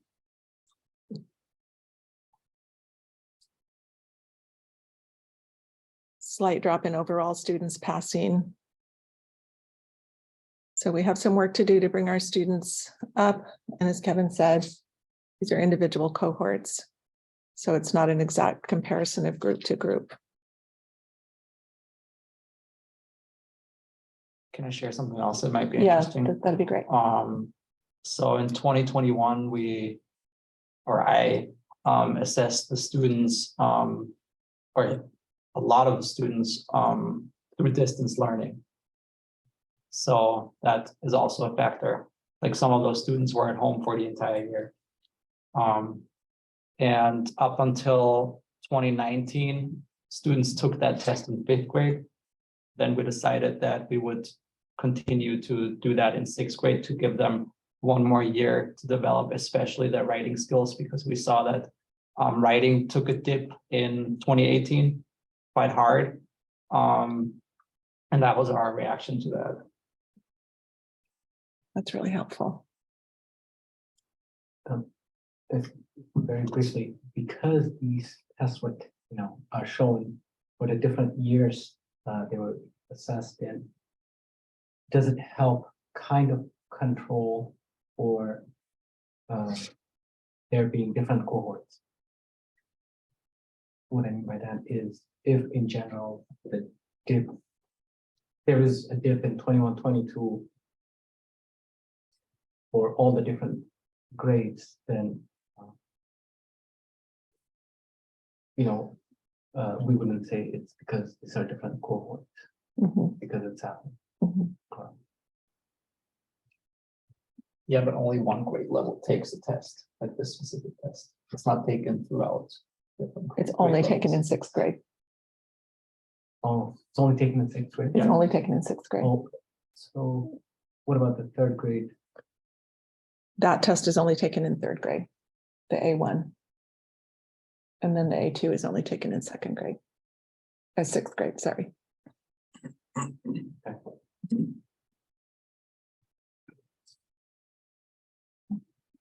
I think he's saying there's a trend that both 3rd grade and 6th grade are going down. Yeah, that's what I was trying to highlight. And you also don't know if that trend is gonna trend up in the next years, because we don't really know what the last 2 years did to students learning in their various stages. Some were in elementary school, coming up to 6th grade, taking this test. We really have no idea what happened along the way. Excuse me, I have a question. Like, it seems that the decrease started already like in 2019. If you compare, like, it's pre-pandemic, right? If I look at the student passing, it's 67% in 2019. So even like 2018, it's starting to decrease. It's the lowest. Hi, Linda. Thank you for the observation. I do need to limit the questions to board members. So that we can get through all of the content tonight. But thank you for the observation. So, well, regarding the 2019, was that taken after the switch to distance learning? It's in March, so. No. That was March 13th that we switched. In 2020. Oh, was it 2020? And there was no test that year. Who? Just feels longer. It does. I'm in a twilight zone. Okay. Yeah. Any other questions on this? Still have a lot to get through. Yeah, you can move on. Okay. So our enrollment, we are at 617, as you all know from our recent discussions of budget concerns. We made offers to 6 kindergartners, 3 2nd graders, 1 1st grader, and 1 5th grader. Interestingly, not all of those offers were met with equal enthusiasm. It's difficult to add a child mid-year for a lot of reasons. And so some families were excited and had been waiting with bated breath to hear from the school, and others are more established in whatever school they started in. So some of the families have asked for more time to decide. So we still don't know on some of them, but we're currently at 617. And we technically can't, this is all the kids that have accepted. We don't have start dates for all of them, but we still have a bunch of responses due later this week or this week and next. So what about third grade?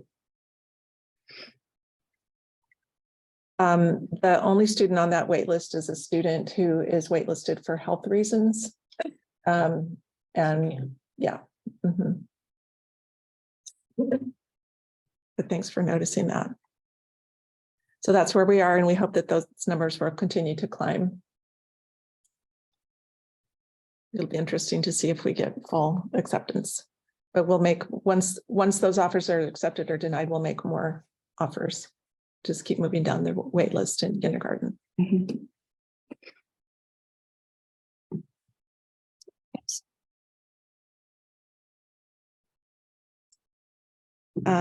Won't spend a lot of time on this. You've all seen the financial numbers quite a bit lately. Just will notice that we are, in order to meet our bond covenants, we have to be at 60 days cash on hand. We're at 72, and for our debt service coverage ratio, we need to be at 1.0. We're below that, so we're not meeting one of our bond covenants. And we've been given a waiver for that.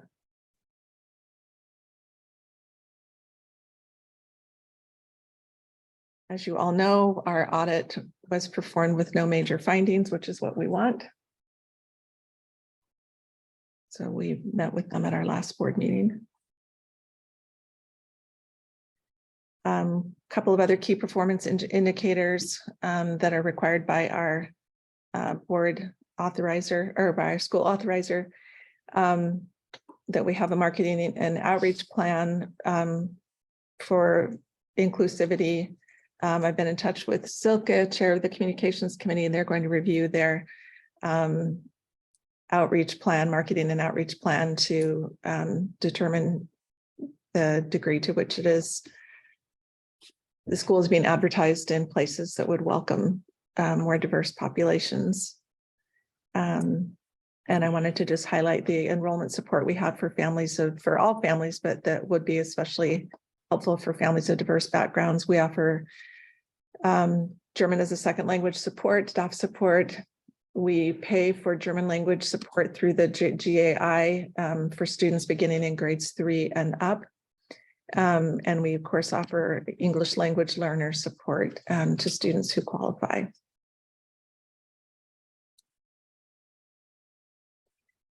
I just wanted to continue with my tradition of offering some school highlights of things that are happening around the school, which also will be in the Rundbrief this week. Some of them conferences happened. Hope those were good experiences for those of you who participated.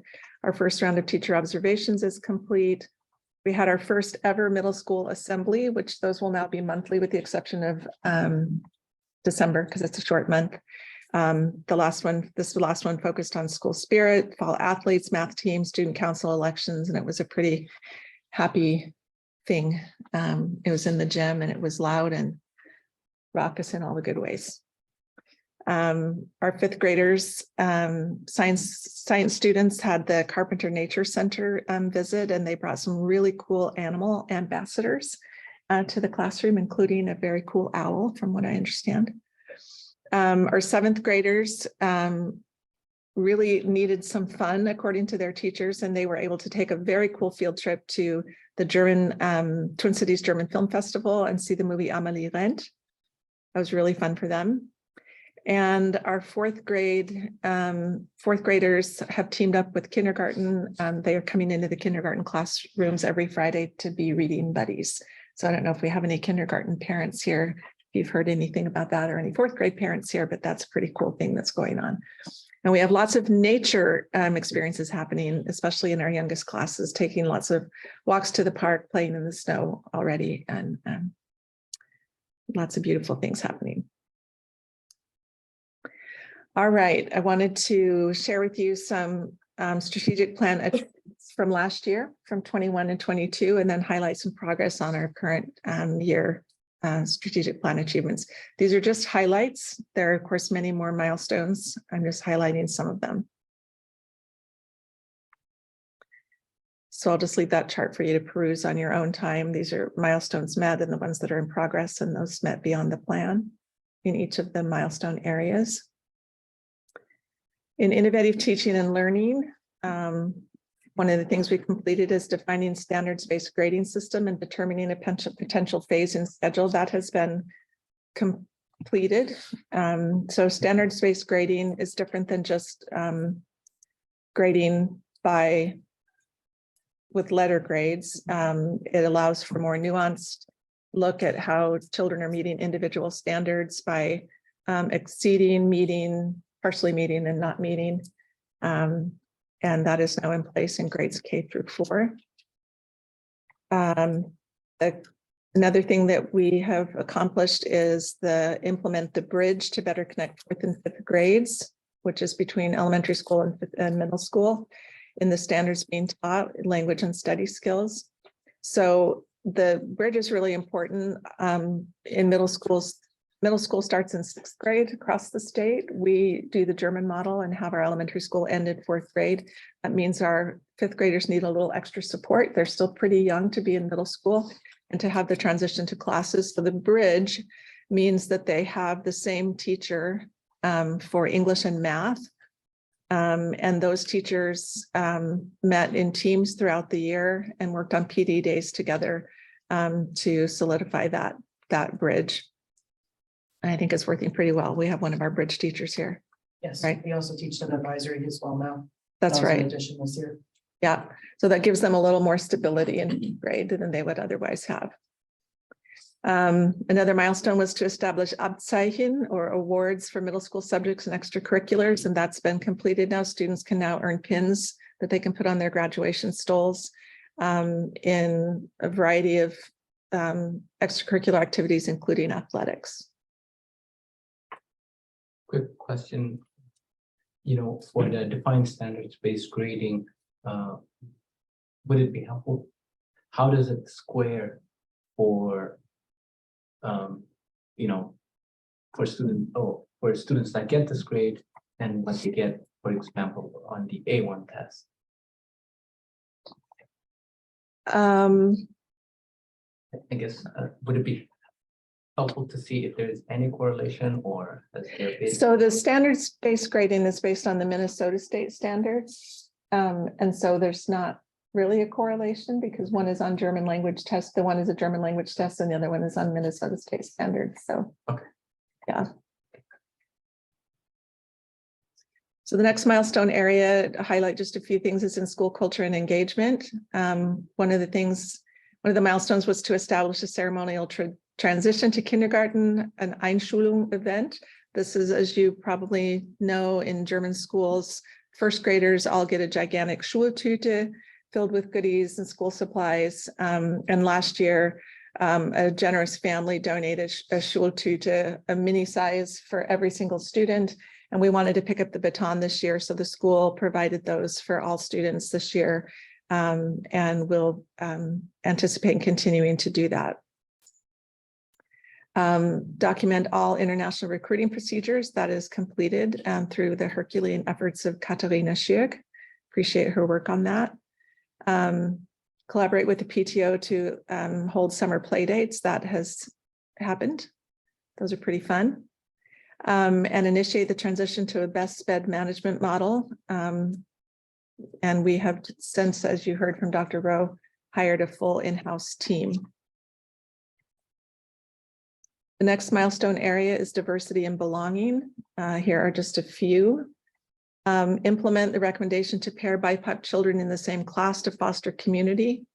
This occurred after a parent survey in the 2021-22 classroom placements. And it was successful and is now part of classroom placements moving forward. Plan an annual diversity training for all staff. We had a really very successful Zoom training with Berlin-based anti-racism trainer Angela Camufingo last year. We had hoped to bring him here this year, but budget concerns are not going to allow that. We hope to bring him next year. Implement collaborative projects with the Jewish Community Relations Council for Yom HaShoah or Holocaust Remembrance Day. I hope many of you were able to experience the Transfer of Memory exhibit last year. This year, actually, it was in March or April. It was a wonderful collaboration. And another milestone was to discuss the school year having no school days on Jewish and Islamic holidays. The calendar committee made significant improvements, which were approved by the board, and calendar policy 617 was created to define guidelines for the school to reflect and celebrate diverse perspectives and to foster a sense of belonging for all members of the school community. That was a pretty important accomplishment. In the milestone area, financial sustainability, one milestone was to coordinate charter school funding advocacy campaign with Max. A campaign itself did not happen, but board Vice Chair Linnell and Director Christensen and I met with legislators on a virtual charter school day at the Capitol. So this was Zoom calls with legislators to advocate for charter school funding and support. Launch a capital campaign to raise money for improvements for the original school building and other enhancements. We are in year 2 of the campaign. There have been no new asks, but the total raised since 2021 is listed there, just over $70,000. That's hot off the press numbers as of today. Create and implement policy and procedure for supporting teachers and staff with tuition reimbursement. This is in progress. So we have teachers who go to grad school to further their education, and we are finalizing the procedure for how to disperse the money we have for that. And moving on to this year, I'll try to do these quickly. In innovative teaching and learning, market the opportunity for language immersion specialists and educational assistants as pathways to becoming licensed TCGIS teachers. We are currently engaged in the St. Thomas Charter School residency program. We have 2 teachers participating in that, which allows them to, we get money from St. Thomas as part of the deal. So part of their salary is paid for by St. Thomas, and they are in school while teaching. So they're essentially student teaching. So it's definitely a win-win for TCGIS because we get them trained while they stay on the job. And we get to grow our own that way. Another milestone was to have alumni become members of the Curriculum Advisory Committee, and we so far have 1 alumna participating on that committee, which has been great. And then another milestone was to increase the number of applications per grade from the previous year. This occurred in all grades but 1st and 7th. So we're getting there. In the, did I skip an area? I did. Diversity and belonging. Curriculum audit, complete a curriculum audit for diversity content and recommend changes. This is something that happens annually already in grades where curriculum reviews are occurring. So if there's a new math textbook that's being decided on, for example, it is audited for diverse content, just as an example. Another milestone was to implement curriculum recognizing U.S. Heritage Months. Teachers are developing, collecting, and sharing those curricula in Google Drive. Achievements beyond the plan was talked about by Dean Sainfenig, the establishment of the Diversity, Belonging, Equity, and Inclusion Student Club. They will participate in the microaggressions survey to help with questions for that. And they will get to determine, this is a student-led group as part of the Power Up Advisory Club. And they will help determine what other activities they participate in. And finally, in financial stability, one milestone was to create strong alumni family connections and use that to support fundraising. This year we had an alumni family match for the Give to the Max campaign that raised, I should have looked it up. Do you happen to remember? The initial match was $1,000, but it grew to 1,300 and it was met. Wonderful. Fantastic. And then another milestone is to evaluate 2 revenue plans with revenue ideas with business plans. And we have one so far in the hopper, and that is a parents' night out through Kinder Club. So parents would pay a nominal fee to have their kids watched and have a movie so they can go out and do whatever they want and earn some revenue for the school. Oh, and school culture and engagement. I guess I just put that in the wrong place. Complete a curriculum audit of scope and sequence and recommend changes. This is happening annually. Implement standards-based grading. That was supposed to happen by this year. It actually was completed already last year. To complete the bridge between 4th and 5th grade in standards being taught, language and study skills. So that is being SEL, social emotional learning and study skills are being added this year in addition to the study areas, the standards being taught. And finally, create additional German immersive environments in the school. We have this year new bulletin boards, German language bulletin boards in middle school. And our design committee is working on some very cool street signs that will be put up around the school to make it look like what it would look like if you were on a German street. So pointing to different places. I'm not doing a very good job describing it, but I've seen the mock-ups of them already, and they're very cool. So that the idea is that when our students go abroad for capstone, that they will have a visual already in mind of what a German street looks like, what German street signs look like, but there'll be things in our classroom to direct, in our school, to direct them around the school and to point to things outside the school. Those are in the works. Could you put those outside to direct people to the west entrance? Right. Yeah. Which is preferred instead of going through the recess playground area. We'd like to direct all visitors to the west entrance. Yes, we would. Just need a big arrow on the Como side, up on the building, a big arrow that just points people, enter here. Thank you. All right, thank you for that update on the strategic plan, especially. We'll put that all together into a succinct report, and we try to report out annually. Our last report went out last October. So this one will go out shortly to keep track of our progress toward our strategic plan milestones. Any questions for Director Christensen?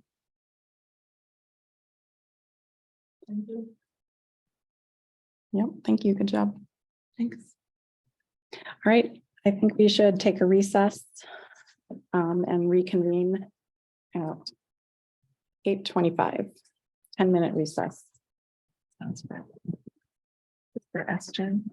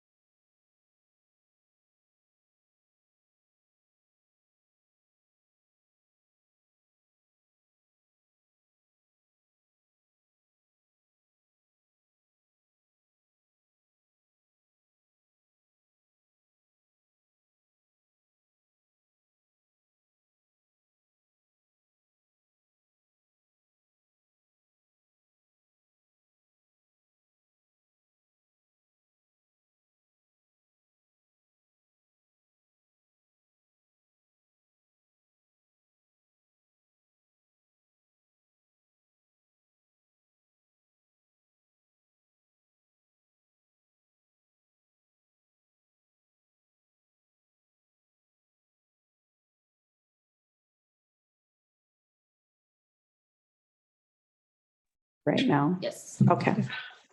Sound check. Can everybody hear me who's online?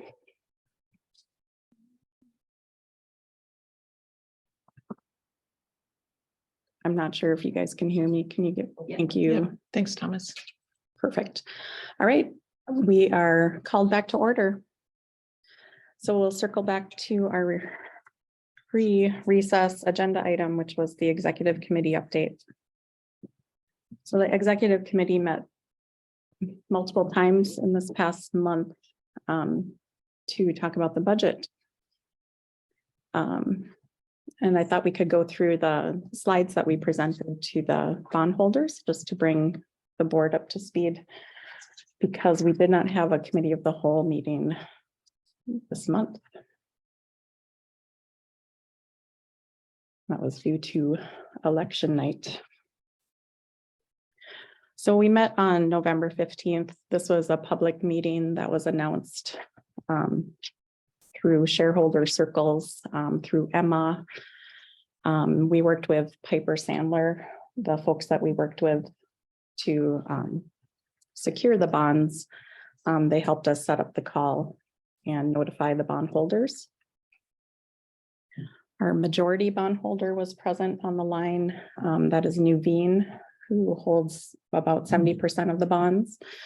There's two shareholders that each hold about 13%. And so that leaves about 4% of smaller investors as well. All right, so we'll go to the first slide. So certainly we first started by thanking them for their investment in TCGIS. And notably, TCGIS would have had a hard time operating during the pandemic if we did not have our newly expanded facility. The facility allowed us to have social distancing or physical distancing that was required during these hard years. So we were very appreciative of their investment.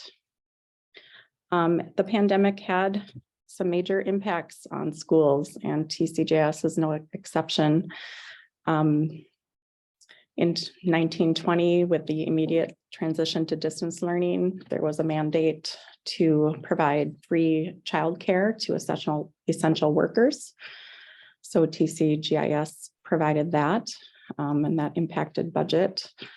The next year, we were hybrid learning with 2/3 of our students. We were distance learning with 1/3 of our students. So that is impacting our student academic achievement, certainly, which we're seeing as we review our MCA data. Internally, our director of operations, who manages our budget, became responsible for all of our TCGIS COVID coordination, and that entailed a ton of work, specifically coordinating vaccine clinics and contacting close contacts. Whenever we had a positive case, they would, director of operations and our health associate would be making phone calls to all the close contacts. So that took attention away from the typical responsibilities of our workers. And in 21-22, so last year we were in person, which was fabulous. For the most part, we were all wearing masks. And so that also impacted our academic achievement, being an immersion school. And financially, it was actually, and operationally, it was a harder year than 2021, at least from my perspective, because we had such a COVID surge that was happening, which we didn't have in 2021. So we had a lot of COVID cases impacting our students. Our students had to be out in quarantine or isolation if they were positive. Teachers were working extra time to provide learning resources to those kids that were at home. And staff were impacted by COVID as well. So then we had teachers out. We had no substitute teachers, essentially, which was a statewide, nationwide issue. Our staff were filling in for each other, and that led to a lot of burnout.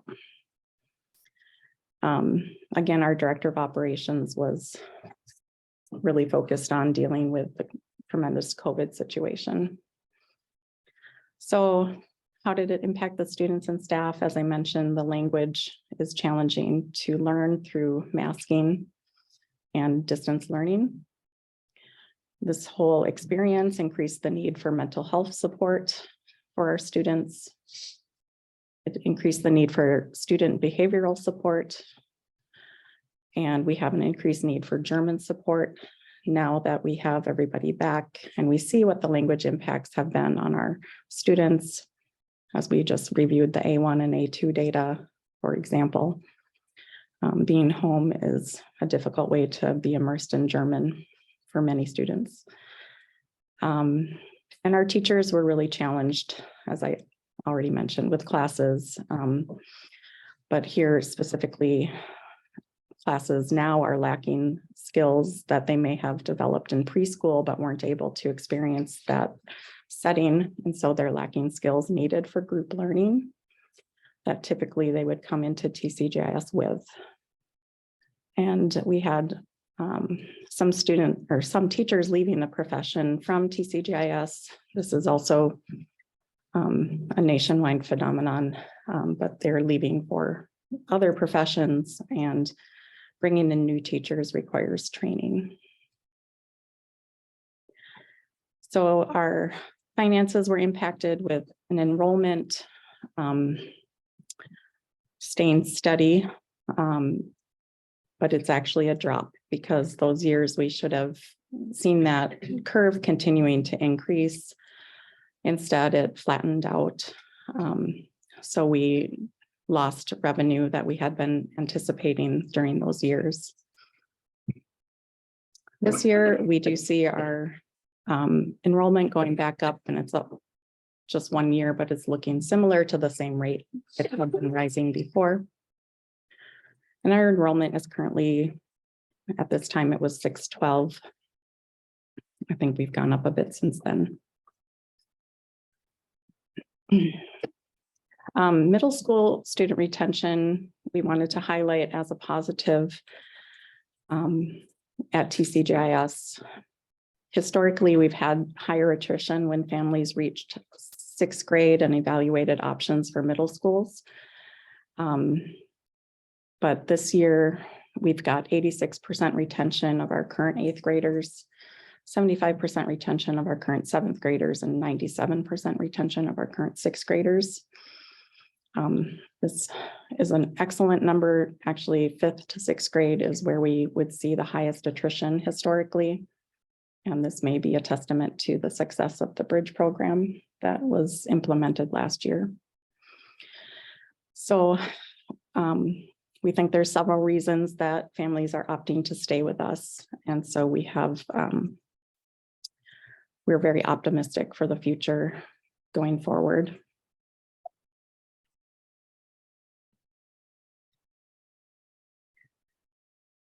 Go to the next slide. So we showed our investors the academics. We're comparing here to the statewide scores, which are shown in dark blue. TCGIS is the teal line shown up above typically. So you can see in science and reading, TCGIS is trending down along with the statewide scores due to the pandemic. But we remain higher in achieving scores there. Math, we dropped down to be similar to the statewide results. So there's definitely focus in the math program, which has been presented to the board in the past, to raise that back up to where we had been performing in the past. But our academics do remain strong compared to state scores. Next slide. And then we are continuing to deliver on our mission, the German language acquisition. Our 8th graders, this is showing the scores of the rigorous DSD-1 German proficiency test, which is administered by the German government Typically, students would take this in high school, but our students take it in 8th grade because they have the immersion background. And we have, you can see where the bar for passing is shown, and our students are surpassing that quite a bit. Of course, we do see the decrease from the pre-pandemic era. So we're working on that, of course. So TCGIS always has been operating with a tight budget, and we have always carefully allocated our resources to deliver our mission. Our budget is tight because we do earn or receive 30% less state revenue than traditional public schools. You can access this website and compare how much schools receive per pupil unit. You can do any comparisons. Here we've compared to St. Paul Public Schools, since that's the district in which we're located. And we are earning 7,000% less, $7,000. Wow, sorry, less per pupil.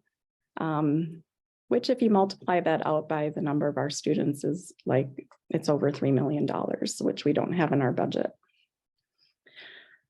Nonetheless, we are providing superior academic achievement and the German immersion. So it's quite impressive. Financial operations. Our school partners with Bergen KDV. They are an accounting financial planning firm that services several charter schools in the area. We've contracted with them to provide budget development, financial projections, accounting, and payroll support. Our executive director and director of operations work with Bergen KDV to manage the budget.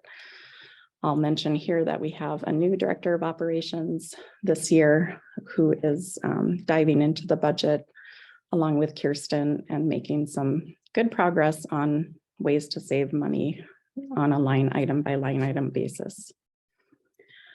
And the board of directors has prioritized conservative budgeting. The budget for this school year was set at 620 students, and that was because we had 630 students enrolled at the beginning of the school year. Since the beginning of the school year, we've had that 630 number go down to the 612 that we just reported. We have a very active and robust finance committee at TCGIS. Membership consists of at least 3 board members, school administrators, our accounting firm, and parent volunteers. We have several parent volunteers who dig into our finances every month and help us evaluate them, critique them, keep them on track. Notably, 2 of them have been serving on the committee for over 10 years. So we have really great longevity there and perspective.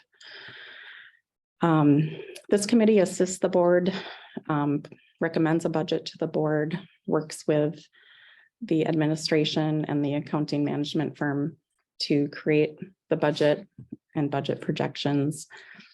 And then as the year goes on, we create a working budget, adjusting as we need to. And the committee makes recommendations for actions that we could take to get back on track if needed. It also oversees and collaborates in the auditing process. So specifically, some examples of how the pandemic impacted our financials. I mentioned the child care for essential workers that was provided. Notably, in the second bullet point, ESSER funding has been given to schools to, help close in the gap, the learning gap that occurred in the pandemic, and provide funding for some of the unique COVID-related expenses that schools had. We found out during our call, our finance consultant with Bergen, I mentioned they service other charter schools, and we asked her to compare to other charter schools. And for example, the Spanish immersion school, Cesar Chavez, which is in St. Paul. It's a charter school. They received $2.5 million in ESSER funding. And TCGIS received 250,000. And so we compare that per pupil. Do you remember the numbers? No. Yeah, it was striking. It was striking. So they're getting like 10 times basically the amount per pupil than TCGIS. So TCGIS is a unique entity in what our population looks like, because my understanding is the ESSER funding is tied very closely to free and reduced lunch, which we have a very low population of that, whereas Cesar Chavez has a higher population that meets those criteria.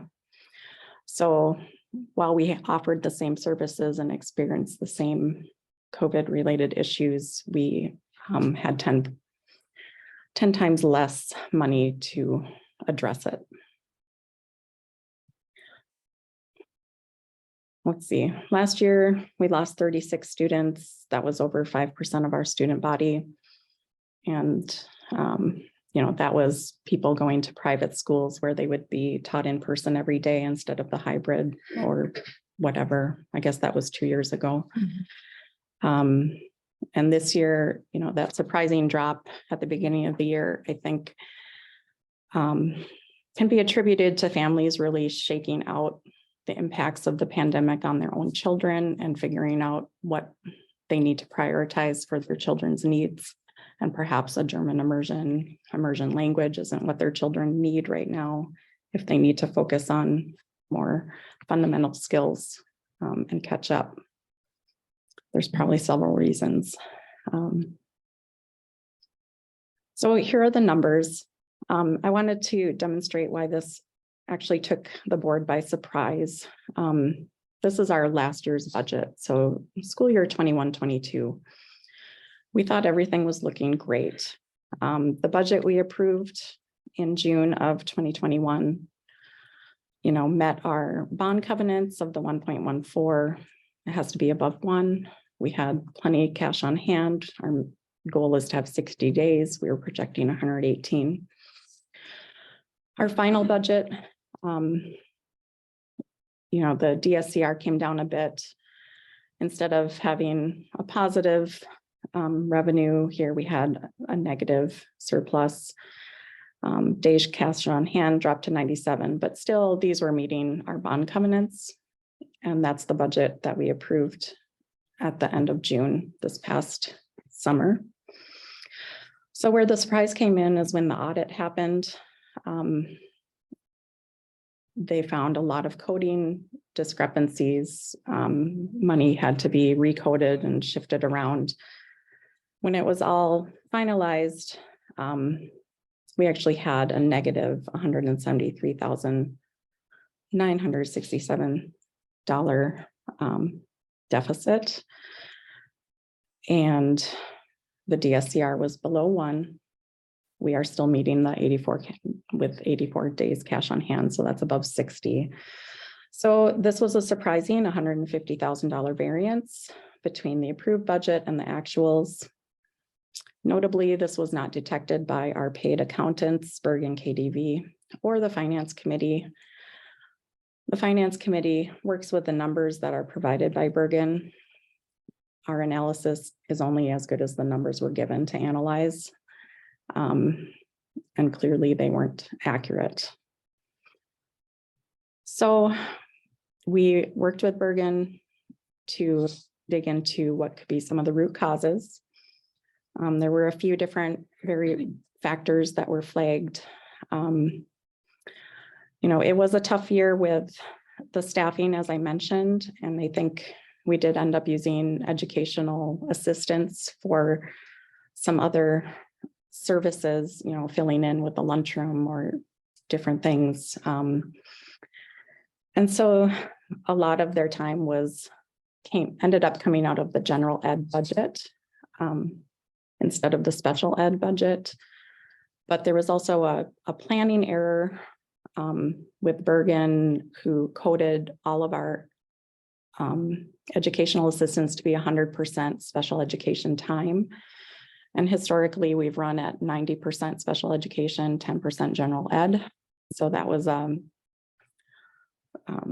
not continuously continued to that budget last year, and it's unknown why.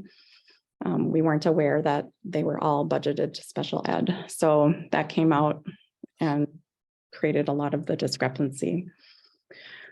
We also had a lower community service fund, which is our Kinder Club program.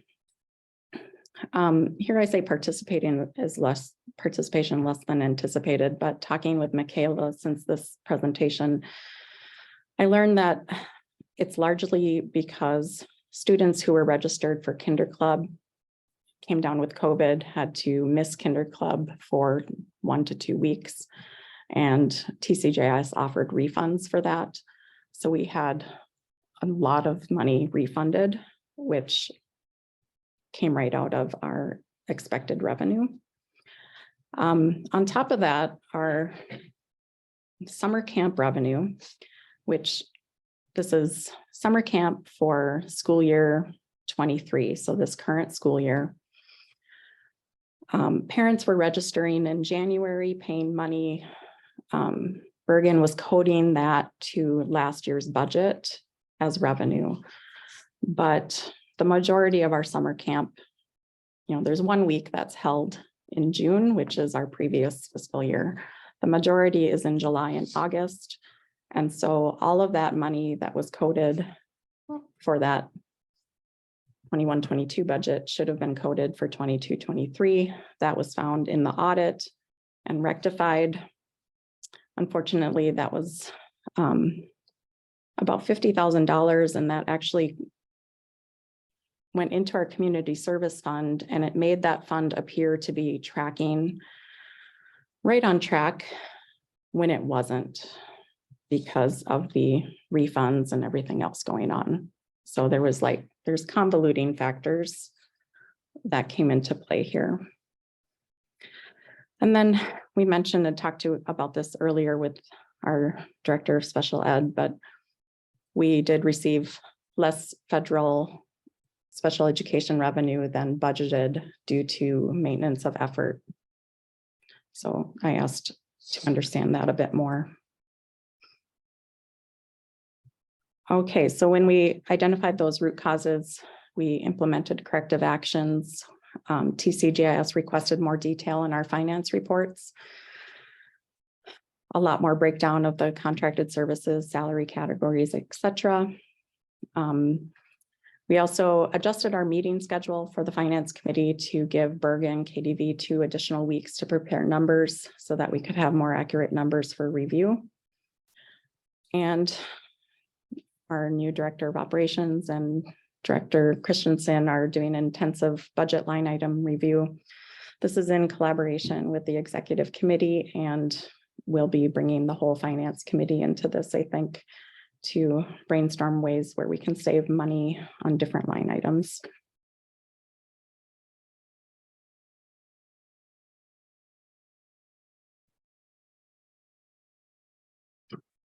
Next slide, please. So implementing those corrective actions actually unveiled that our current budget was not on track. You can see in the upper right what our approved budget for 22-23 was. We also approved that June 30th of 2022. And the budget we had planned was going to meet both bond covenants, and it had a minimal deficit planned.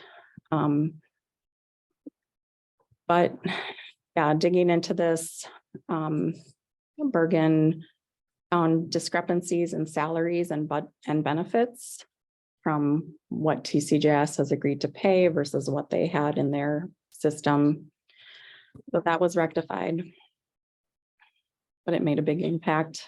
And then, of course, the enrollment is impacting that approved budget. And we did hire some additional support. So our staffing has increased from last year. This was done to meet social emotional learning needs, behavioral support, and academic support that the educators felt was necessary to meet our students' needs. So our current budget, this is where it is sitting. And this is where the issue, unfortunately, is continuing with the DSCR under 1. Cash on hand is fine. Right now, we're projecting a net income of negative 155,000. This started, by the way, at negative 350,000, which 327, yeah. 327, which we worked hard to improve before we presented to our bondholders.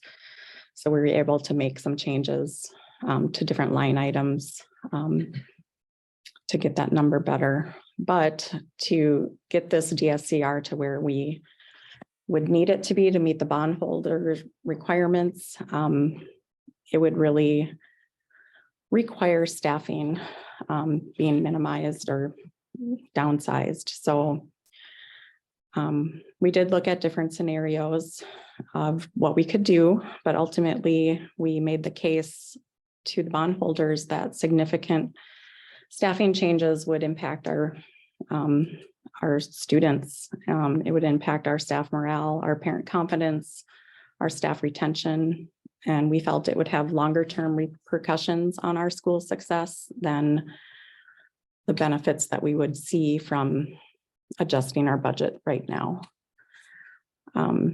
We also highlighted that we have applied for the employee retention credit, and we do anticipate receiving that. Bergen KDV is still working on calculating how much we would receive, but we anticipate it would bring us into the positive this year and potentially meeting the bond covenants after all. So stay tuned for that. And then, of course, we're implementing mitigations, which we've discussed earlier, and increasing class size in kindergarten and second grade, and one more student in first grade. And 5th. Yeah, and in 5th grade. Although that's backfilling, it's not increasing class size. So we presented some ideas for financial sustainability going forward. There's some big ideas here that we need to discuss as a board, I think. One of them notably being a bubble class. So what we mean by that is that potentially next year we could have 4 cohorts of kindergarten and add 24 students that way. That class would then bubble up through the grades as a four cohort class. The year following that 4 cohort would be go back to 3. So it'd just be expanding that 1 grade. We can't, put everything at 4 because we just don't have the capacity in our facility. We think we have the capacity in the facility for this 1 more class. And so that would add 24 students if we keep our same class size. I think we need to critically evaluate our class size and determine what we need it to be a sustainable school. We also critically need to evaluate our staffing and optimize that. So we go back to our strategic plan. Of course, we had financial sustainability milestones last year. And as you saw, not many of them were achieved because we just had so much going on. I'm a volunteer and it was another full-time job for me. And so I can't even imagine being in the school. So it's understandable that we didn't make much progress with that, but we need to double down on our plans for financial sustainability, look at our strat plan, focus on those milestones. It's great that we have these ideas percolating with additional summer camps and that sort of thing, parent night out. I think we need to get creative and find some other revenue streams as well. This last bullet is a unique, kind of a different idea. The idea here would be to ask parents if they'd like to invest in their kids' 8th grade capstone exchange program starting in kindergarten. Parents could invest in each grade as their child grows, and by the time the child was in 8th grade, hopefully they would have their capstone money all set aside. This money would be going into an account that would increase the days cash on hand for TCGIS. So that would help us maintain this milestone or this bond covenant of cash on hand. We think that it has several benefits beyond that.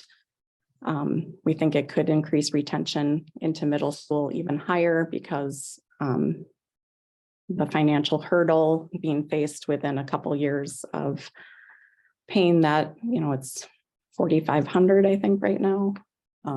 So costs are increasing, travel is increasing in cost. It's under 35. It's under 35 now? Okay. So that's good. But if parents put in 500 every year, then it might be more palatable. We also thought that this could be an opportunity for parents to donate extra every year if they are so inclined to support students that maybe would need a scholarship. TCGIS has always made it possible for students to attend regardless of finances.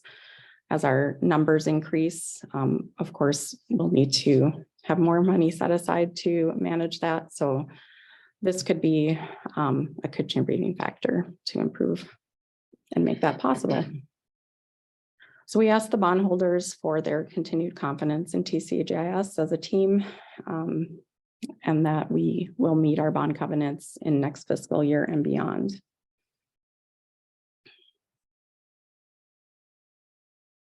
So I think the majority bondholder was on the line. He did ask about increasing class size. He asked about hiring a consultant, if we thought that was a good idea or not. We made the case that we were implementing all these changes. We had planned to dig in as a financial committee into the budget already. And so we think we can make some good headway there, just looking at it ourselves. I think from our perspective as a school, we really want to maintain our autonomy to prioritize where our money goes and how we change things, as opposed to having an outside person come in and just look at the numbers without considering our mission and vision. So he agreed. He actually volunteered that it probably wasn't a good use of our funds because, of course, we would have to pay the external consultant.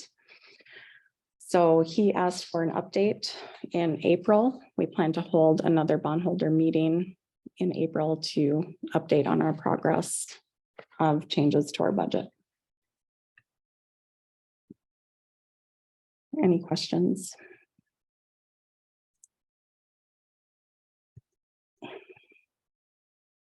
I have a question. Yes. It mentioned optimizing staff. What does that mean?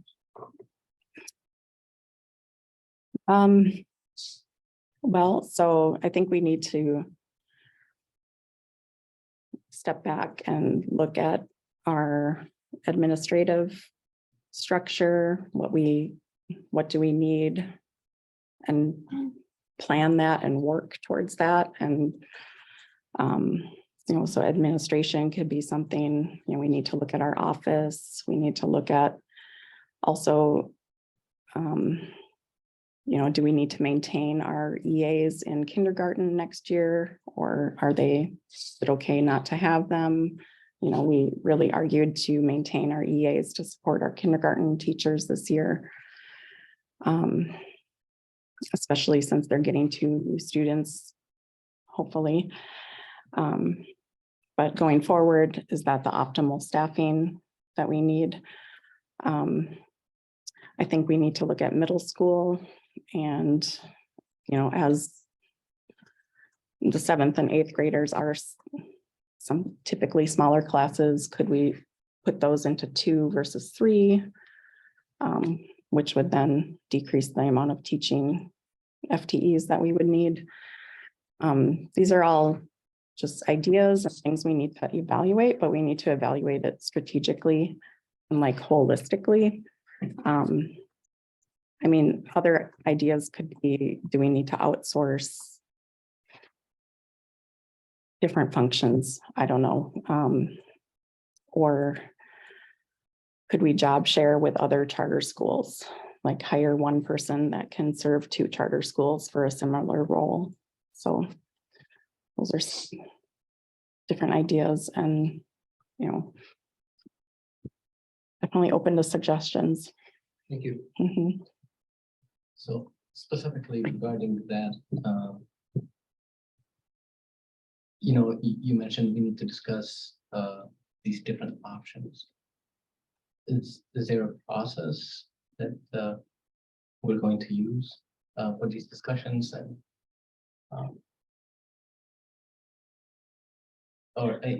how are we going to do that? Right. Sure. It could be something that we discuss at a board retreat where we take more time and really evaluate our needs and how that compares to how we're currently staffed. Not just specifically the staffing, but overall how to bolster the budget. How to bolster the budget. Yeah. So there's a plan through the finance committee to go through the budget. We plan to have meetings with the director of operations and Director Christensen to go through those things. They're shopping out all of our contractors right now to make sure we have the best pricing on everything. Like notably, one win so far this year was the garbage contract.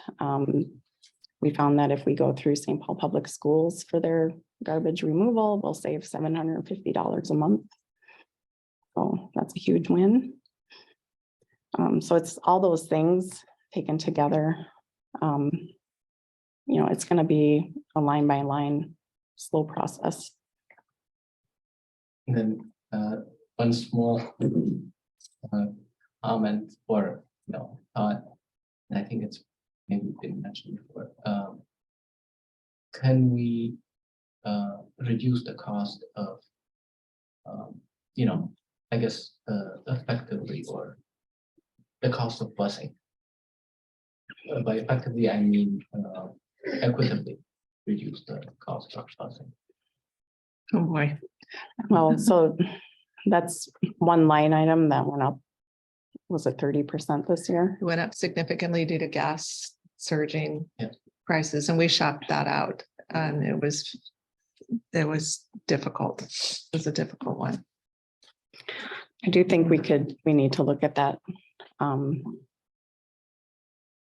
strategically to make sure the routes are servicing the maximum number of students possible.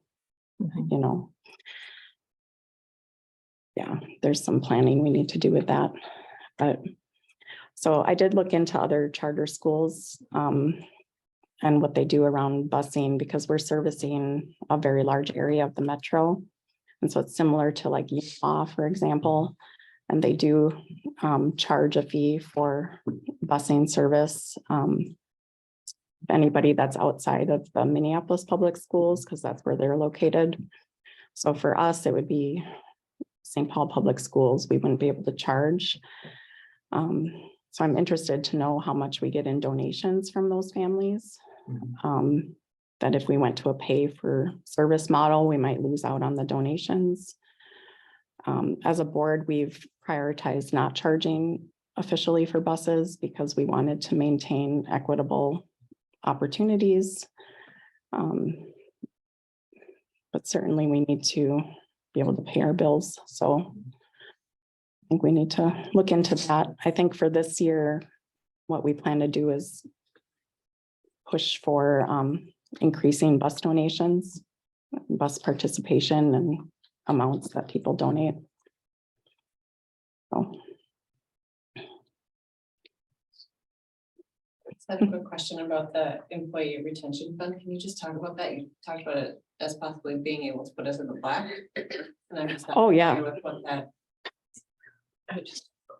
Yeah, you can Google it, and I calculated what I thought we would get, What is it? but Bergen won't tell us a number. So it's a tax credit, and it's for all employees that we were able to retain during the pandemic. And so we could get a tax credit per employee, but apparently it's complicated. But if you Google it, isn't it up to 10,000 per employee? It's up to 26,000 per W-2. Okay, up to 26,000. I haven't read anything more about like what the criteria. So that could be a large amount of money. But there's been no commitment to what it could be. So stay tuned. Don't hold your breath. Is Bergen one of the vendors that we're looking to get a Yes. competitive bid? Yes, Mhm. stay tuned. Yes, we need to put out a request for services and have people come to us. We also have some other recommendations that have been made from other charter schools who are very happy with their service. So we'll be reaching out to them. Mhm. Yes. Do we have a retreat scheduled already? And are we dedicating the retreats solely to this topic? Yeah, the This is probably retreat. the most urgent topic. Yeah. From a non-academic side. Right. Yeah, the retreat has been scheduled since we approved our thing. It's in January 26th. Yeah. So are you able to make it? It's a Saturday. Yeah. The other related topic I thought we could touch on, if possible, would be advocacy. If we could get someone from Max to come out and talk to us about how we could mobilize our community to work towards advocating for higher funding for education. So. It's the 21st. Okay, January 21st. First, yeah. But yeah, other than that, I think it would be a deep dive into planning for financial sustainability.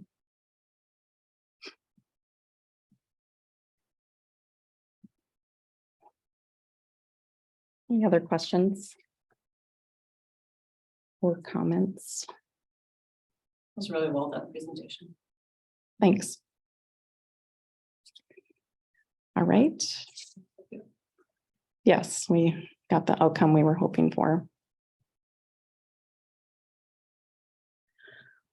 All right. And I didn't do that presentation. It was Kirsten and Richard Hyde. And Lisa. And Lisa. And myself. So it was a team effort. All right. Board committee reports. I think we can just ask if there's any questions on each of these reports because there's no actions under them. But one that I would like to highlight is the fundraising committee. And thank you for such a successful fall campaign. That was. Up to the committee as well as Katarina and Mary to really help implement and execute. So I have numbers if anyone would like to hear them. Yes, we'd love to. Year-to-date total fundraised at $53,036. Total number of donors year-to-date is 153. Number of first-time donors, 38. Wow. Number of gifts of $1,000 or more, including pledges, is at 13. Including what? pledges. Mhm. So, That's wonderful. we'll continue to hack away at our $110,000 goal. So thanks to everybody who participated, for spreading the word, for being on social media, all those things. Shameless plug for TCGIS Night at the Iron Ranger tomorrow night. Another community partnership where all tabs of TCGIS patrons will receive 20% back. So cool community partnership and great food to boot. So How do they know if you're a TCGIS patron? tell them. You just tell them. Wear the shirt. Yeah, wear a shirt, bring your neighbors, bring your friends, all people. Pretty fun. 4 to 8. Lexington and Crane. All right. That's awesome. Is there parking? There is some parking in the back, Street parking. and maybe at the bank next door. At the what? Maybe at the bank next door, but check it out. You didn't hear it here. All right. Are there any other highlights people wanted to comment on from other committees?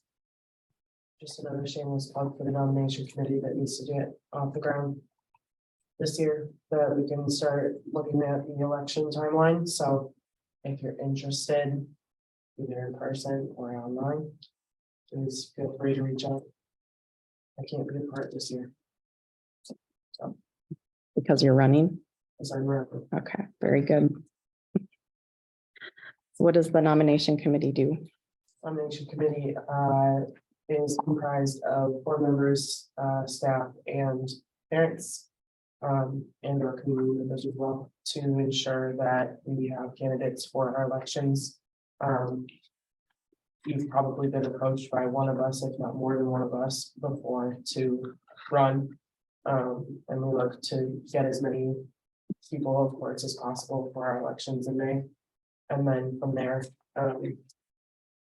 we're looking to fill the specific seats. So the nomination committee also knows which seats are up and what spots need to be filled versus can be filled. So of course, you need a parent majority, but that majority might, stretch larger than 6 out of the, 11, as well as, our teachers and community members can flex a little bit too. So that's their main purpose, is to generate interest as well as then know results of the election, run the election, in conjunction with the parent council, that they do the meet the candidates night as well. So I know that's easier. Thanks, both. Well, you're right. Nomination. So that's the main goal. They meet once every other month, maybe once a month, so. Great. Minimal time commitment. All right. Are there any liaison updates? I think parent liaison, you were able to go to the parent council meeting? Yes, I was, for me updating them, I promised I would send them, email update, and I still have to do that. So, but to update the board, the main discussion they had at the time was regarding, tutors and tutoring. And how the PTO could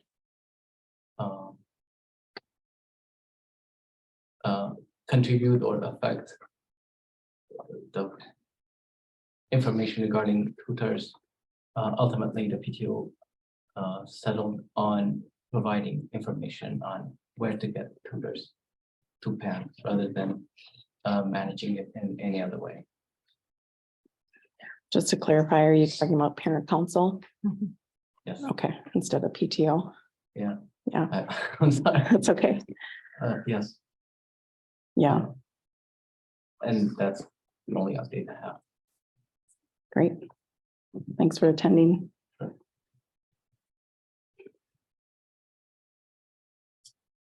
Often wondered if we could have a volunteer tutoring program. But Say it again, I'm sorry. I've often wondered if we could have a volunteer tutoring program like after school. And what I'm thinking of is like, I used to go to a school nearby my work and help with homework after school. And I'm just wondering if that could be something we look into, but maybe it's too much. This probably was German language. Specifically, yeah. Well, we have a lot of German native parents that maybe could help. I mean, so the tutors can be really helpful and can make a difference. But in order for that to be the case, I think they have to be paid. I'm not sure how well a volunteer approach looks. I don't know.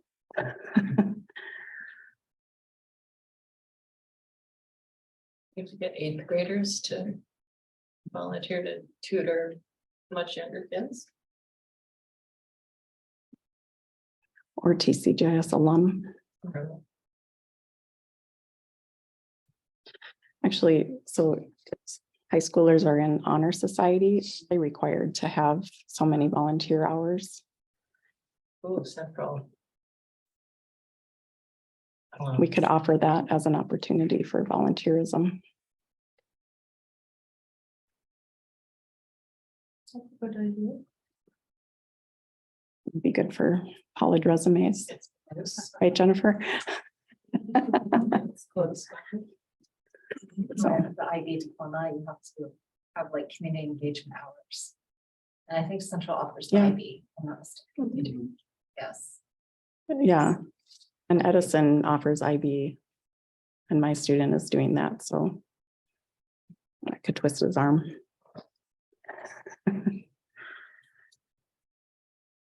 Anyway, fun to think about.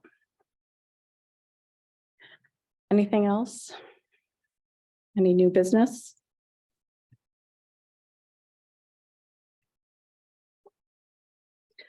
All right. We do not have much time for our closed session. So I'm open to suggestions, especially from our administrative liaison. Would you like to hold the closed session and gather feedback? No, I think if we just send the form out, we'll do it that way. Okay, And I can follow up individually if there's questions. okay. Yeah, so Director Dayton has a form ready to go I'll send them in the morning. to gather feedback from the board. And do you want to talk about gathering feedback from staff? Sure. Do you want me to leave? Or, No, okay. we're just talking about, On what? So administrative liaison committee. Yeah. We have the mid-year review ready to go for, or to collect feedback both from staff and board members for the executive director's mid-year performance review. Okay. So I have a survey that's ready to go to all staff that I'm going to send in the morning. And I will also send a form to board members so that you can share any feedback that you'd like incorporated into the board's mid-year assessment and review of the executive director. So the board's is pretty general kind of paragraph input. So you can be more long-winded, and staff is a series of 25 questions or so, maybe less than that, all focused on the job description of the executive director. So we'll put that together and have it ready to deliver maybe shortly after the new year. Or does it have to be done before that in December? I think after the new year works. So we'll Okay, have time on another agenda in closed session to go over it and make sure everybody's in alignment, with the feedback we provide. right. Could you attach, or I don't know, in the email and the job description? Yeah, that's a good idea.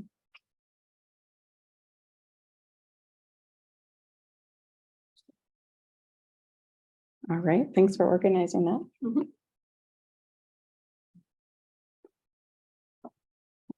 All right. Hearing no other new business, I think we can adjourn. Meeting is adjourned.